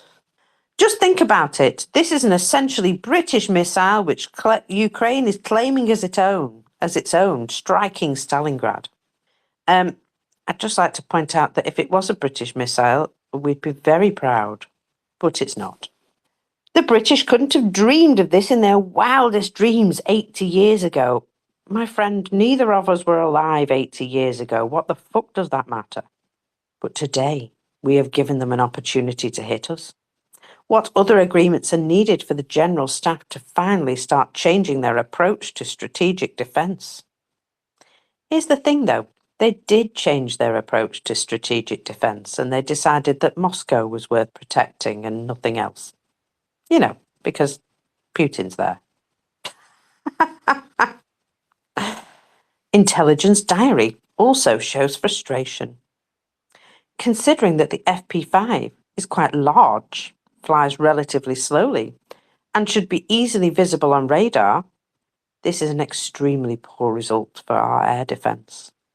Yes, to all of those, mate. Yes. Either the air defence is really terrible. Well, it's not really terrible, actually. You've just moved it all away from everywhere but Moscow. So, there's that. Or the Ukrainian armed forces have found ways to circumvent it. Most likely a combination of both. Yes, I think you're right there, mate. Bomber Harris did nothing wrong. That's another blogger, I suppose. Telegram channel, that's what I was looking for. Bomber Harris did nothing wrong. I don't know who Bomber Harris is, but he did nothing wrong, by the way, just so you know. Highlights an AI-generated reconstruction of the missile flight path, an apparent circuitous route that they used to avoid air defences. The route was laid to the Samara region via the Rostov region when they abruptly turned and headed towards Volgograd. Well, mate, I don't know if you've ever seen cruise missiles, but that's what they do. They cruise around your air defences. A total of 5 flamingos were involved in this attack. According to the website, at least one of them was shot down directly near Volgograd, and we do have confirmation that I think 2 were shot down. Military informant acknowledges that the choice of flight path is actually ingenious and effective, although ironically it is an approach that the Russians have been using for some time. One of the possible answers to this regular overcoming of air defence systems by Ukrainian missiles and FP5 Flamingos, which on paper are easy to intercept due to low speed and large size, includes their chosen flight paths. According to the enemy, all 7 successful strikes of these missiles within this year hit targets along the Volga and the Kama River, as well as their reservoirs. This allows missile flight routes to be planned in these areas without needing to take into account natural elevation changes such as hills, trees, forests, and ravines. Yeah, they use the rivers. Yeah, you're right. At the same time, the missiles are as low as possible over the water to avoid radar detection or hits by defence systems. Yes, they do. That's exactly what they do. And given the lack of a sufficient number of AWACS aircraft in the Russian airspace forces, and whose fault is that? Because remember, Ukraine have been taking out these AWACS for some years now. Not every day, obviously, but they have indeed taken out a number of them, quite a lot of them, so that Russia doesn't have enough AWACS to cover their entire country anymore. So, considering the lack of those, such low-flying targets is now a much greater problem. Can you see how Ukraine have been degrading Russia's ability as a means to an end? It's not just a case of we'll just take out whatever we can whenever we get the opportunity. It all seems to be puzzle pieces that, once all the pieces are put together, you've got a picture of a flamingo hitting a really important target. As a result, flamingos often emerge over their target at the final stage of trajectory, where it is simply impossible to intercept all the missiles. There's nothing unusual about this tactic. Water bodies have long been used by Russia as a safer route for missiles and drones when planning strikes on targets. The Bomber Harris channel is, however, mystified at why these apparently huge missiles aren't even spotted visually as they fly overhead in daylight. How can 5 roaring buses with wings emitting a thermal flare visible on any high-quality thermal imaging system could almost go unnoticed over several regions until they reach Volgograd? It is an absolute mystery. That would be all your radars and air defence that's missing, friend. Novorossiya militia reports comments that there is a pressing question about the readiness of our air defence to repel enemy attacks on any strategic objects. Informant likewise has similar questions to ask of the Russian air defences. Returning to the topic of nighttime strikes on the Titan barricades, it should be noted that in general, the FP5 Flamingo is a technology of the Second World War era, akin to a V1, enhanced with modern composites and Western and Chinese components. It's low speed and mediocre stealth. When he says mediocre stealth, he means it's got a massive radar cross section and is not stealthy in the slightest. However, if you've got no air defence, it'll get through just fine. It includes a plume of hot gases emitted, visible for many kilometres. This should make it an easy target for interception. We should even be able to intercept with manpads. However, the tactics of use, not only of jet, but of turboprop UAVs, which relies on exploiting the natural terrain, often riverbeds. It ensures flights without obstacle in areas without radar coverage. This makes our task more difficult. In contrast to such practice, there is also the practice of airspace control over rivers and other lowlands. Our AWACS should be providing such cover.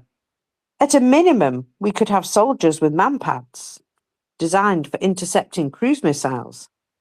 How difficult is it to organise this approach? The issue is simply to invest in people and manpads. And what, stick them along every river, everywhere? Perhaps. Novorossiya militia reports says there is a crisis in Russian air defence that can no longer be denied. Well, he's got a point there. The Flamingo is not low observable. It is not high speed like the Storm Shadow, nor is it radar transparent, like a UAV may be. It is actually an old Soviet UAV aircraft, like the Tu-143 Reese. We use this for air defence training to simulate aerial targets. It is simply impossible not to see it. What is the crisis related to? Whether it is the inability to replenish our air defence missiles in the required quantity, the significant destruction of our systems, or the fact that most of the systems are grouped near Moscow. I think he's hit the nail on the head there with all three, to be fair. But in our opinion, it's time to seriously consider signing a contract to purchase Chinese air defence missile systems, since there is such an acute shortage of our own. Oh dear. He's just basically said we need to rely on the Chinese more. How's that going to go? They're going to have you for every last penny. Lexicon, go ahead. Well, he's such a hoot, you know. I just, every time you read one of these guys and you see all the detail into which they're going to explain how this should be dealt with and could be dealt with and would have, should have, I just cannot help casting my mind back to the early days of this war, the whole first year, where they spent all this time shouting and yelping at each other, guffawing and beating their chests about how they were going to do this and that to Ukraine. They were going to burn them. They were going to just leave them to freeze in the dark. All these things and how fast they were going to do it all.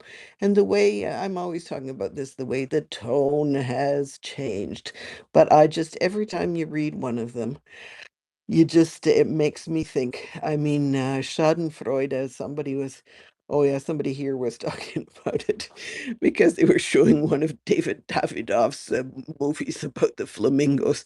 That it's the only reason it's worth speaking Russian is to be able to watch some of their moaning, groaning films about the flamingos. But anyway, videos. I mean.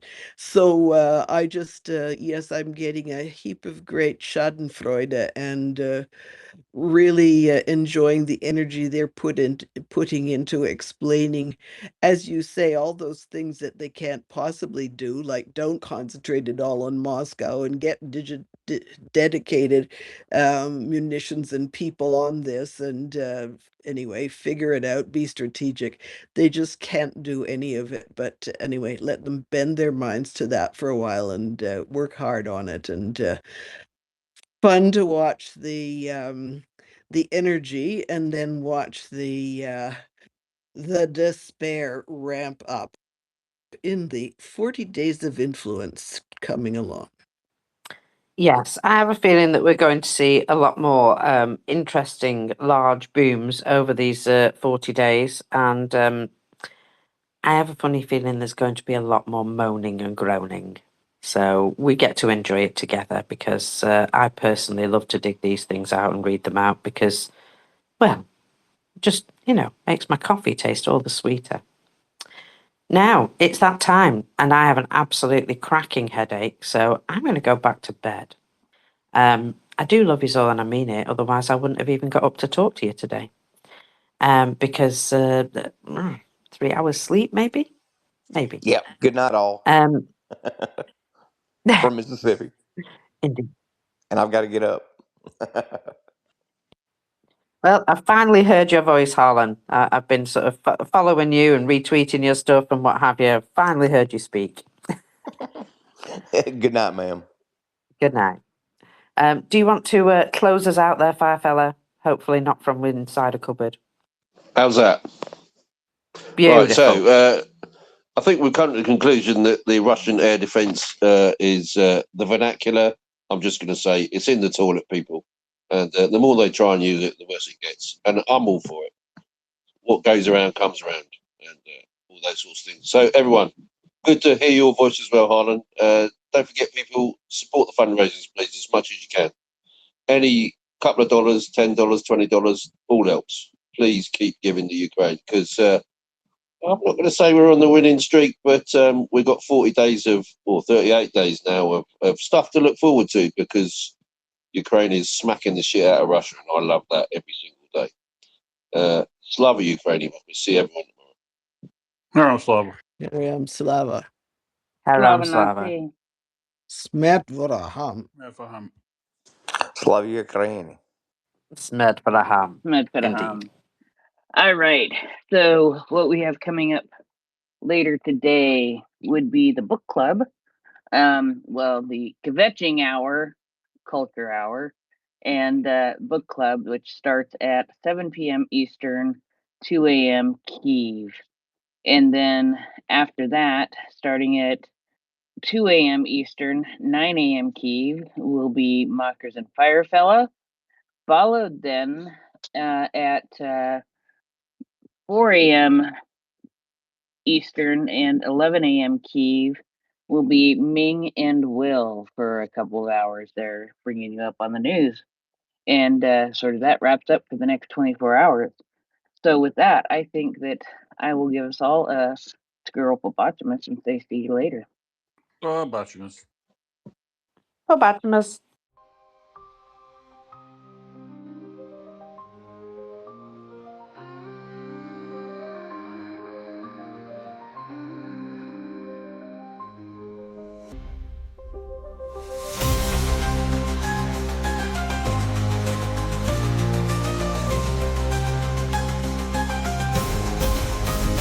Thank you for joining us on the radio. We look forward to seeing you again. Your audience.